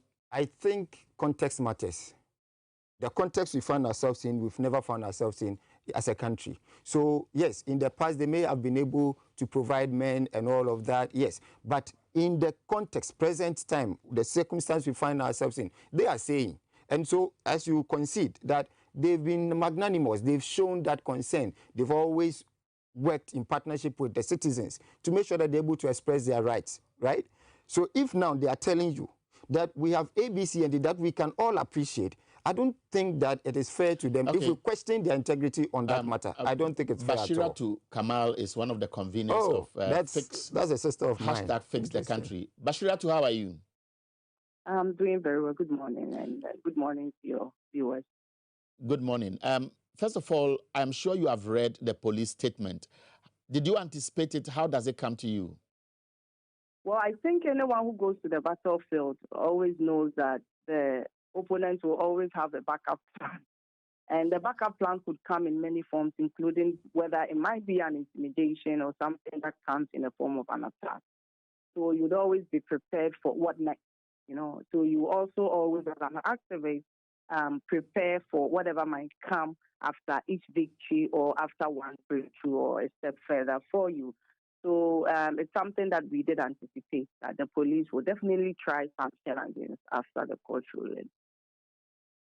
So what does it mean? Because yesterday when the Supreme Court gave its ruling, the impression many got was that you now have the green light to go ahead with your demonstration.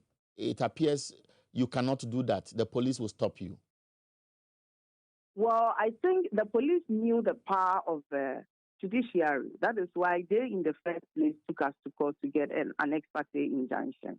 And we also believed in the power of the judiciary. That is why we also went to a higher court, which is the Supreme Court, for praying the Supreme Court to overturn the decision of the higher court.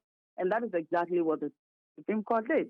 So between me and you and every other Ghanaian, I don't know which of the courts is higher than which one, So, well, according to the police or whatever they are saying, I'm still finding it difficult to grasp what it is they have written. Because okay, so let me try to break it down for you from how I have understood it, that you went to court to challenge the indefinite injunction that was imposed on your plan to go on demonstration. And the Supreme Court said that indefinite clause is an error, and so it has been quashed. The police administration says on June 14, there's another case in court regarding this planned demonstration, and until that case is heard, you cannot go ahead with your action. So that's why I asked, which of the courts is the higher court. I mean, they took us to the higher court, and the higher court granted them something. And we took what the higher court granted them to the Supreme Court. You know, has the tenets of the case they took to the higher court changed from what we also took to the Supreme Court? Because we went to the Supreme Court based on what they gave us. So as far as we know, the Supreme Court has given its verdict. We wait from now to Friday to Monday to see how things play out with the higher court. The police is not the one who is in charge of the higher court. So until then, we all wait to see. But the question still remains, which of the courts is higher than which other one? Okay, which of the courts can overturn a decision of the other? Okay, Bashiratu, I will ask two quick questions before you go. They are all things that we are looking at both ways. If by Monday a certain court decides that they will go by what the police want, what will you do? That's the first question. It will depend on what that judgment is. What based on what the police want. What the police wanted to give us was to give us an injunction in perpetuity. It has been quashed. What the police wanted was to stop us from hitting the streets in Ghana in any way at all, to be able to come out as active citizens of this country. That decision has been quashed by the Supreme Court. And it still remains which of the courts is higher than which other. You know, if any other court, any other court I expect to overturn any decision to do something that might cripple us for a very long time will be the Supreme Court. Other than the Supreme Court, we wait to see what any other court can do or cannot do. Okay, so Bashira, to second question. Do you still harbor the suspicion that there are elements in the police service being used to stop you from going ahead because some say you tested the law is operating appropriately, and therefore it may be too early to conclude that the police indeed has genuine excuses from stopping you from going ahead with your demonstration? Well, I'm sure if the police didn't have that intention, they wouldn't take us to court in the first place. Because when we took that letter of notification to the police, they told us they are not allowing us to protest because of COVID-19. And we made our own case because with the notification letter that we did give to the police, we stated in the letter what measures we're going to put in place to ensure that we protect citizens and protect lives, including our own lives. Because if I get COVID, I have a family I might also infect in the long run.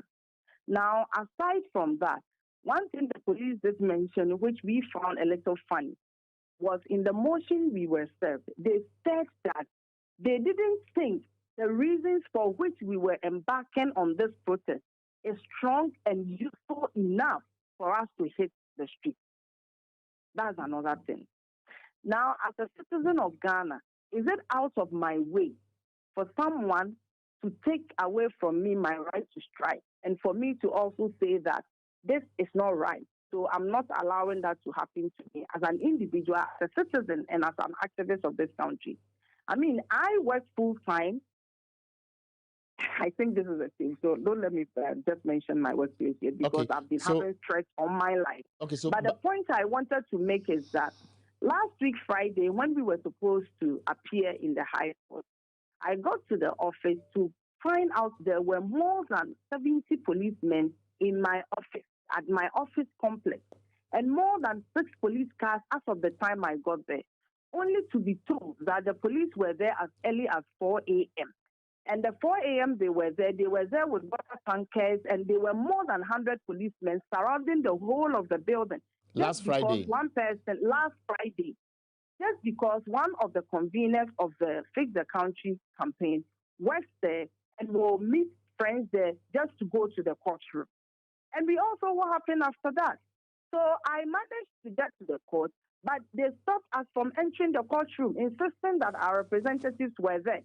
If the judge, in their own thinking, didn't insist that in any way possible they should get us into the courtroom, the judge would have said we were not there. We didn't appear. So we'll rule in the favor of the police anyway. Also, the judge insisted we needed to be there. So we had lawyers come to take us from the gate right into the courtroom for the judge, to sit on the case. What does that tell you as an ordinary Ghanaian, or even as a journalist, or to any other person who has that thought that in future, if things don't go well, I might also as well try to protest or organize people and mobilize, for us to register our displeasure. Bashiratu, unfortunately, I cannot continue the conversation because I have other guests who want to enjoy the rest of the conversation on this subject. So we are so grateful to you. We'll always keep in touch and speak to you whenever there is a controversy for us to address. Thank you. Your friend wants to say hi to you, Courage Kwesi Nobi. Yes. Hello, Bashira. It's a pleasure to hear from you. It's been a while. It's been a lot. Yes. Yes. I will come by your office one of these days. No problem. No problem. Thank you so much. Have a great day. All right. So I'll be taking a short break.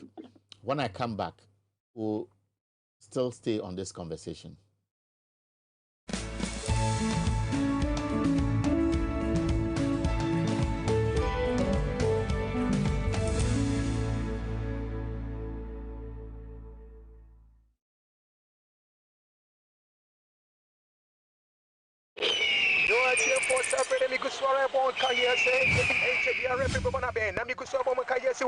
Masa, tam Maria, I'm kind of coffee. I am no more budget born again. Why?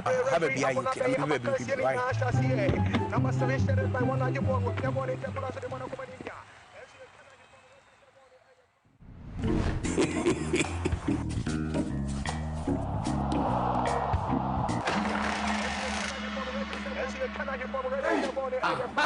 HD logo the bottom. Where you say HD local channels na mo as a picture see clear. They are 5 times better. As other channels that could be show hormone. So go to mention one time why. Oh, what the pictures.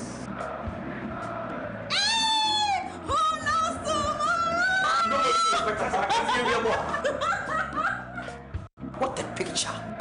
What do AD plus decoder or multi TV and now Electroland agent PR natural local channels now HD the here is better star 879 hash numbers from people box and now the advert AD channels now you can get an HD Plus decoder from now till the 9th of August for just $89.99 Ghana cedis and enjoy 3 months free subscription. Enjoy all the excitement and live sports action in the HD Plus Air Bosso Feely promo lasts from 7th June to 9th August 2021. Visit hd-plus.com.gh or call 024-243-9872 for more info.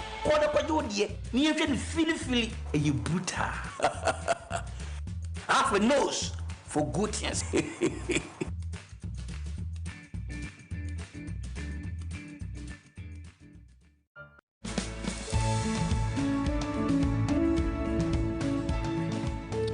Welcome back. This is TV XYZ. Follow us on social media handles, YouTube, Facebook, name them. And of course, don't forget that you can also catch us on Ways or TV's platforms, Facebook and YouTube as well.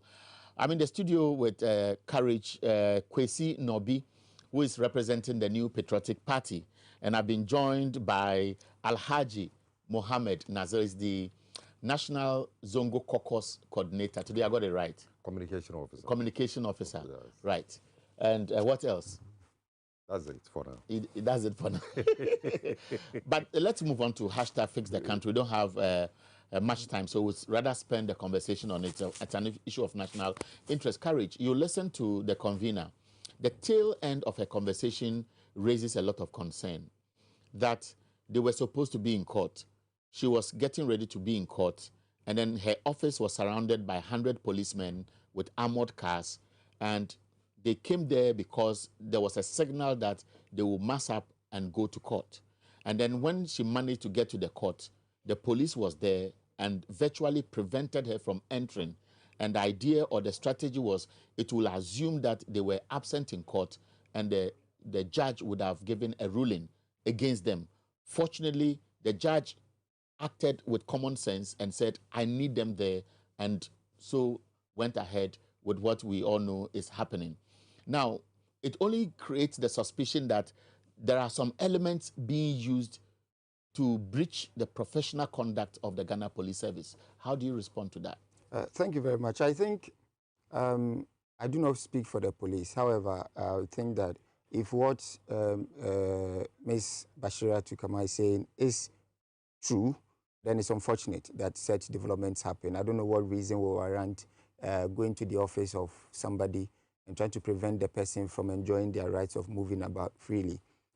If you are at the court premises, maybe with some specific instructions, and you try to enforce that, that is different. But to go to the person's workplace, there are other people there who are not even connected to this at all. Assuming that is even the headquarters for organizing meetings or what have you, I do not think that it sits well for our democracy that any such thing should happen. You know, having said that, I think Ms. Bashira Tukama is mistaking one thing, that what they went to the Supreme Court to seek is to quash the indefinite nature of the order, right? The Supreme Court cannot in any way prejudicially determine what the outcome of the case in High Court will be and to rule to override it. And so that's confusion. I think they need to get it right. That what, to the extent that the High Court has not come out with its final determination on the matter, the Supreme Court ruling cannot be misconstrued to be, because it's a higher court, to have preempted and as such quashed that ruling that is yet to be made. And Okay, I think so that point well made. Yes. I spent some time with you. Alhaji Naziru has joined as National Zongo Caucus Communications Officer. Now, you have followed the conversation, so no question. How do you respond to how I saw the trend of events? Except to say quickly that I would disagree with my friend here when we are talking about the pending court ruling on the matter of fix a country. As it is now, from my understanding, and it is logical to conclude so, that if the Supreme Court has given a ruling that has quashed the indefinite nature of any gatherings and protests, for that matter, on the part of the Fix the Country and its grouping, what I understand by the current ruling is that that has been quashed. If that has been quashed, it also means that as we speak now, pending the outcome of the, what do you call it, the rulings of the High Court, right. they can organize and seek police permission. There's no injunction at the state. They can organize and seek police permission again. And not permission, they notify the police and then hit the road again. They can do that. But the police has issued a statement. The element in the statement comes with the caution: don't participate in any demonstration. That's a direct warning to And that is Ghanaians. whimsical and capricious against the Constitution of the Republic of Ghana that makes him or give him the status of a police and gives me the status of a citizen. It is a violation of that Constitution. To harass and protest is a fundamental human right enshrined in our Constitution.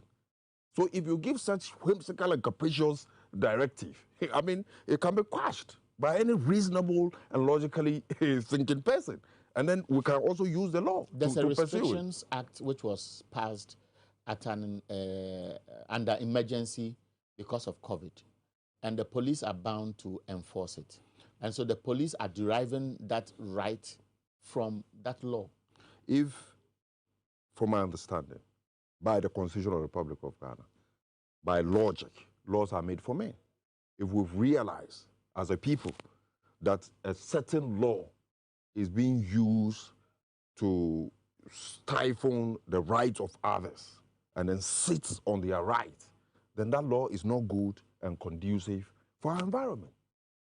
As I speak to you, we've all seen under that same law several gatherings of the ruling MPP which violated those laws. Who has been punished? We saw recently in the Ashanti region where everybody has cause to complain. The fact that people have massed in their numbers at the funeral of an MPP stalwart, the late Sir John. We saw the violation of all the acts. The president was there. The vice president of the republic were there. What has happened to it? So if they made a mistake, why do we repeat the mistake? No, if they've not made a mistake, they did what was conducive and right at that time. I don't call it a mistake. what is conducive and right by our customs and traditions. People must be given befitting funerals. And that's what they did. And we are also saying that between the context of the laws, we have certain rights. We must demonstrate, as the president today, Nana Addo Dankwa Akufo-Addo, way back in 1995, demonstrated, you know the irony, the circumstances that led to the Kumipreko demonstration, all the things they would. I've been watching the what do you call it, the logo they did for the Kumipreko demonstration. They talk about low wages, they talk about unemployment, they talk about corruption, they talk about high, what do you call it, high taxes, and all those things are ripe today in our country. And Nana Addo Dankwa Akufo-Addo is the president. But we are in different times. I'll come to you. How do you respond to his opening remark on some of the comments you made? I think my first point is that the NPP did not and has not organized any event that has in any way flouted the COVID restrictions. The funeral was organized by the family of Sir John, not the NPP. The political party did not organize it. Yes, if I see the footage and the videos that I'm seeing from the place, clearly there were some violations and all of that. But to say that the NPP has organized events that have violated it, I think that is not consistent with the fact of the matter. Now, he made a statement about law that if a law is made and is found not to be conducive and all of that, there's an avenue for passing laws.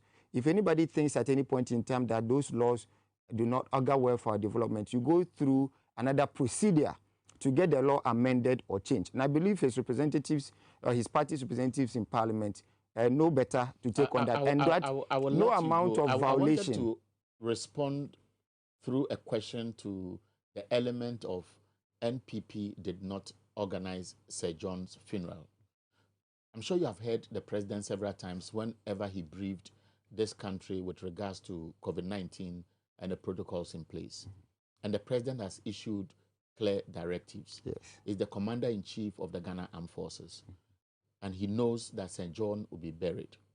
He knows that he has announced ahead that for funerals, these are the protocols to follow. Before he arrives at the scene, he has an advanced team that tells him the scene, the environment before he goes there. And he confidently goes and sits not 1 minute, not 2 minutes, 2 hours, and so on at the funeral and comes back. He has not invited the IGP. He has not invited the National Security Minister. He has not issued clear directives that he has been embarrassed.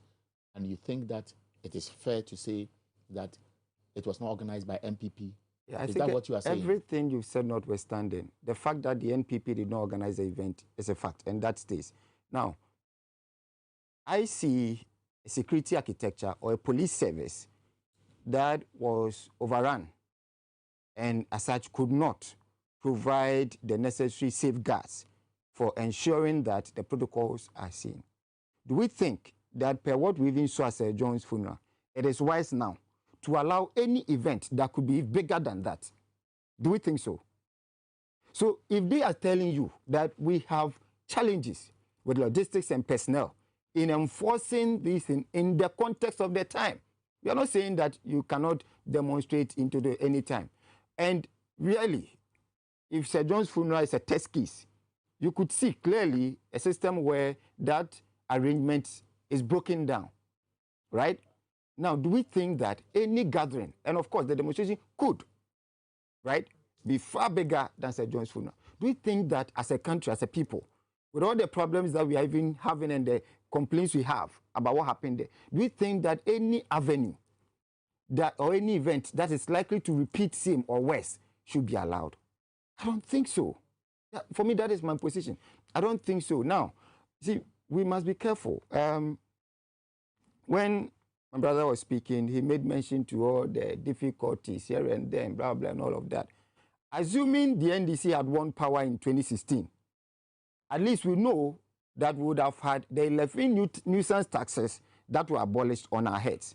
Now, let's say 11, 6 more. When you say 11, what are you referring to? All the 11 nuisance taxes that were abolished in 2017 by the budget. So, and that is public record. Are you record. suggesting that the NDC put in its manifesto, which was public notice, that when they win an election, they are going to put... No, those were taxes that we're already suffering under the NDC. It is not new. It's not like we're going to introduce it. We are educating the public while we argue or debate. Absolutely. Issues. And so if you say if the NDC had won, they would have introduced taxes. It meant that it was a promise they were going to bring. Not that they would have introduced taxes. They had already introduced taxes that the Ghanaians were suffering under. So these were taxes already enforced under the NDC administration. And when we came to power, we scrapped 11 of them. Now, having come this year as a result of the special circumstances, you please mention the 11 it's already public record. We don't have to mention there. So that you, but having come now, know the kind of taxes this year, the budget introduced 6 new taxes.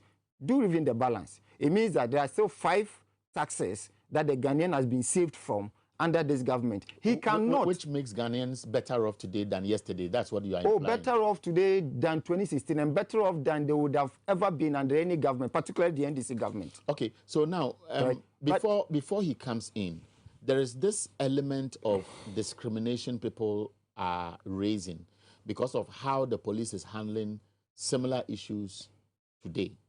Do you subscribe to the same, and don't you think it is rather provoking the hashtag fix the country conveners even to be more aggressive towards government? I think the family of Sir John would have sat with the police to give them assurances as to what measures they were going to put in place to make sure that the COVID restrictions were observed. But what we witnessed clearly showed that it is not enough. It clearly shows that the police doesn't have intelligence. That's what you are saying. No, it clearly shows that it's not enough to sit and say that, oh, on paper, I'll do A, B, C, and D to ensure that it is not violated. No, and that is what the police is saying. That yes, you've come to tell us that, oh, you put A, B, C, and D measures in place to ensure that it is not violated. I have organized demonstrations before as a student leader and all of that. And I know that depending on the nature of the issues and all of that, it could far overrun your police capacities. Service follows a tweet on social media about somebody asking people to converge so that they can march to a court. And we have 100 policemen at the office of the person who eventually is even prevented from entering a court. And then there's a funeral of a high-profile politician like Sir John, whose funeral is going to invite or attract even people from the other side in their numbers. And they meet with the family. They know COVID-19 restrictions are there, and the police becomes overwhelmed, and that is justified argument. Is that what you are saying? Don't we think that we need to give the police some credit when they tell us that they have challenges? Or are we assuming that all of a sudden the police is well-tooled, well-equipped logistically, human resource and everything? We've always known that to be a challenge of the Ghana Police Service. Okay, so why is it that under this circumstance, by the demand of these protesters, we are refusing to now, what we've all known, we are refusing to now agree or admit to it? Okay, now, Nazir, let me come to you. There is the suspicion that even though the NDC is not behind the hashtag fix the country, you are exploiting it to the disadvantage of what we all agree must happen. So COVID-19 restrictions are there. The people have made their message clear. Ghanaians have heard them. The demonstration and the numbers on the streets are not going to change anything. And so somebody like you shouldn't be speaking to issues about allow them to be on the streets. It's hypocritical. Not when Nana Addo Dankwa Akufo-Addo is still the president. I say so because it is very unfortunate that we have come to a time where under a president who has touted himself as a campaigner of human rights and someone who has protected people's rights, we descend to this murky level. I say so because you take the facts that it's today, I mean, everybody has spoken, you were speaking to one Bushira or something, Bashira to many the campaigners of the Fix the Country. Nobody can align them to the NDC. It is also a fact that what they are raising is a concern of the ordinary Ghanaian. And there's also a fact that all of us just spoke against the numbers that massed up at Sir John's funeral, and therefore we should not be speaking in favor of those who want to gather in their numbers, if we want to be fair. Yes, but I want to believe that the campaigners for the Fix the Country have not said their only means of championing the cause of registering their protest is to amass on the large streets, groups. In large groups. I mean, they've also indicated various forms of protest that they intend to take, and which they have even attempted to do. That is the online protest, the directive by well-meaning Ghanaians to adopt to certain colors on certain days and stuff. So they did all that, and it was successful. I mean, people were responding to it. It tells you there is a fundamental problem that the people of Ghana feel needs to be addressed. That is the major factor. I mean, to go on the streets, not to go on the street, to prevent them, all is supposed to achieve one simple objective. The people are not in their best of time. They are telling you that the rising cost of living, the issues with no bed syndrome in our hospitals, and many other things that are happening when the president is still traveling under 27 hours with about 180 billion Ghana cedis. It doesn't make sense to the ordinary Ghanaian. So these are the things that the good people of Ghana want resolutions to. And for that matter, whatever we will do, or they will do, that is the fix the campaign. Fix the country conveners. Fix the country campaigners.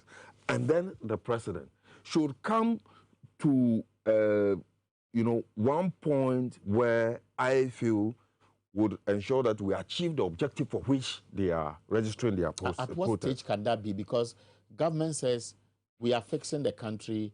Press conferences have been held recently with government making the effort to remind the public of what has been done and what needs to be done. And so should not that not be enough? The Roads and Highways Minister, for example, was listing a number of roads they have constructed. Yeah, that is what he thinks he has done to answer some of the questions. But clearly the government, the MPP as a political party, have one answer to the Fix the Country campaign. What do you What the answer is, let me give you, what the answer is, what is your problem? What problem have you noticed that needs to be fixed? Because they don't know the problem What do you themselves. anticipate? Yes. We are moving towards a tangent where the police would want to assert their force, and the public may get to a stage they will say enough is enough. Is that where we are getting to? We've gotten there. We've gotten there. Clearly, if you could hear from what the lady is talking about, I mean, she's highlighted chronicle of events that is, I mean, fighting on her right as a human being, as a Ghanaian, living in a country and taking up her rights. Clearly, if it happens to you, you will not like it. So if it happens to me, I will also like it.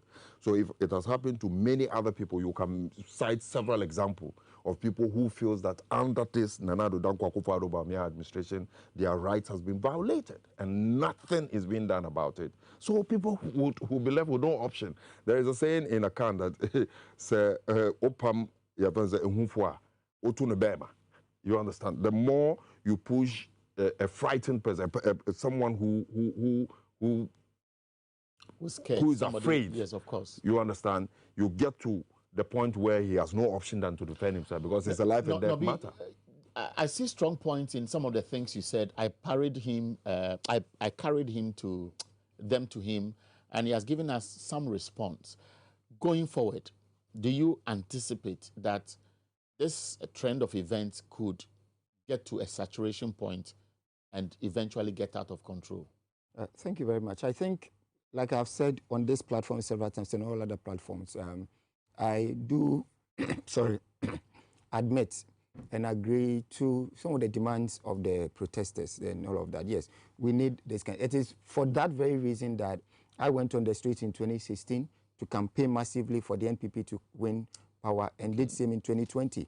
The verdict of our performance was passed in the 2020 election, all right? So the attempt by people like my brother here to cite this to mean a dissatisfaction, all right, with the NPP's performance in its first term, it's not true and it's not right. But is there the need for a higher sense of urgency, all right, on the part of government? Yes. And to that extent, I believe that the calls and the demands, he was talking about lack of beds, lack of ambulances here and there and all of that. When under him, there were just 50 ambulances. Today, we talk about 300 ambulances because of this government's intervention. Because of this government's intervention by drones, medicine, critical intervention can reach communities where roads are not good and all of this. So the government is doing a lot to fix the country. Do we need to move at a faster pace? I've read messages where people say the issue about fix the country is not in vacuum. It is also in relation to what they expect government to do, because government has used the name of Ghanaians to take so much, which is not reflecting on the lives of the people. That is the core issue. I think, honestly, some of us political actors and watchers, I've definitely expected the challenges that we faced in this year. That, yes, immediate post-2020, we are going to be in some level of hardship, all right? Unfortunately, your average person who is not a political watcher or does not follow may not have anticipated it. So the extent or the shock of the price hikes from February to now and all of that is so much that it calls for that sort of reaction. And I'm saying that, yes, I understand you. Indeed, clearly, we've found ourselves in some difficulties. No one's creation, all right? But who can you trust best to see you through these difficulties? The protesters have no better friend than the NPP. They have no better friend in terms of the development of this nation, fixing this country head on, sector across sector. They have no better friend than the NPP. It is unfortunate that 4 years under Nana Akufo-Addo, we don't have much time. I'll do an exercise. 4 years under Nana Akufo-Addo, 4 years under John Mahama. Can we look at sector by sector what everybody has done? Let me give you on any day. Unfortunately, 2 minutes is woefully inadequate. I believe that what you can do. I believe that you can create a platform for that. And I'll be more than willing to come. For example, 4 years under President Akufo-Addo, there's one sector that concerns young people, and I'll choose 2 sectors that are youth-centered: education and job creation. Okay. Education and job creation. Under this government, for the first time, we've seen a review since 2006 of our curriculum from basic to secondary. We've redefined basic education to include secondary education. We've removed financial barriers to make sure that free as everybody can get in. We've supplied core textbooks for every single student in that program, uniforms and a host of other things that didn't exist under President Mahama. And we've built over 1,000 new facilities in existing secondary schools, in addition to about 9 model schools, new schools that we have built, and completed 29 of the E-blocks that were being constructed under President Mahama, when he himself completed 29, even before he left office. So in addition to all of that, I'm saying that job creation, under this government, we have seen NEIP support over 90,000 young people with expertise and about 45,000 of them with funds, tax incentives, and all, so they can create their own businesses, absorb their own colleagues, and create enjoyment. Apart from that, some 2 million more jobs have been created in all sectors and all of that. So the NDC cannot. Okay. So Nazir, give me any record that comes close to this. Sector by sector, he chose 2. Sector by sector, I'm giving you. In fact, time is up, but I'll give you 2 minutes. For me, I believe it's an exercise in mediocrity. This is his manifesto. No. This is his manifesto. Comparison sector by sector, you ran away from it. About is going to be hinged on the fact that we have available resources that will cheat up all that he claimed to have built. One of the critical resources we will need is energy, electricity. Today, the country is in doomsday. Today, we are witnesses to the problem that is affecting the ordinary Ghanaian. The ECG has even issued what do you call it? You see, you are even in denial of what is facts that our viewers would respect know is going on. ECG has issued what do you call it? A timetable for doomsday. I slept in doomsday the whole of yesterday till this morning. You understand? And a lot of people are getting it. This is your manifesto. Even if you are not even abreast with your manifesto very well, the promises you made from 2021 to 2024 are all on page 151 to page 166. Open it. And show us what. No, this is your own manifesto. Open it. I say open it. It is not. I want to prove to our viewers that the talking that you have learned from your president, from all your appointees, talking. I think you don't have any record. I don't have given you record. That is why I'm even adding record for you. And I'm saying that you do not. I said from page 151 to 166. With all the promises. What is your record in education? And show the what is your record on job creation. No, that is what you asked. I said that is not what I'm going to. All right. I'm going to You do. don't have it. It's an exercise in mediocre. So please, can I speak? Can I speak? Okay. So I asked a simple question. The question was Naziru. The question was Naziru, sector by sector. Tell us some of the things NDC has done. So roads, education, health, blah, blah, blah. He has not been able to say anything. Now, I asked Nobi the same question, and he has told us what they did in the education sector and job creation. That's how I want to end the show. But before that, I want to read. But I asked you didn't respond, so that's it. So we, the foot soldiers, did a marvelous job across the country in 2020 elections to retain the visionary president, Nana Akufo-Addo. This text message here says that, my name is Frederick Ohiming. Please, how much will it cost me for a music video program on TV XYZ for a month period? Please call this number after the show. Stephen sent the message. He says the MPP formed a committee for Sir John's funeral with some family members. The MPP guy is lying, and I will just stop there. I will not read the rest of the message. This one says, now and henceforth, Ghanaians don't want to hear fellow Ghanaians on COVID-19 protocols again, and it goes on and on. Last one, and this one says, good morning, host. When a tyrant is a president of a country, a high court is supreme than a Supreme Court. Akufo-Addo is teaching the NDC how to rule the country, and it goes on and on. I have a lot of messages I cannot read, and sorry for eating into the next program. My name is Erica Hianyo, and Abina Sewa says thank you for joining us this morning, and we'll meet you again tomorrow.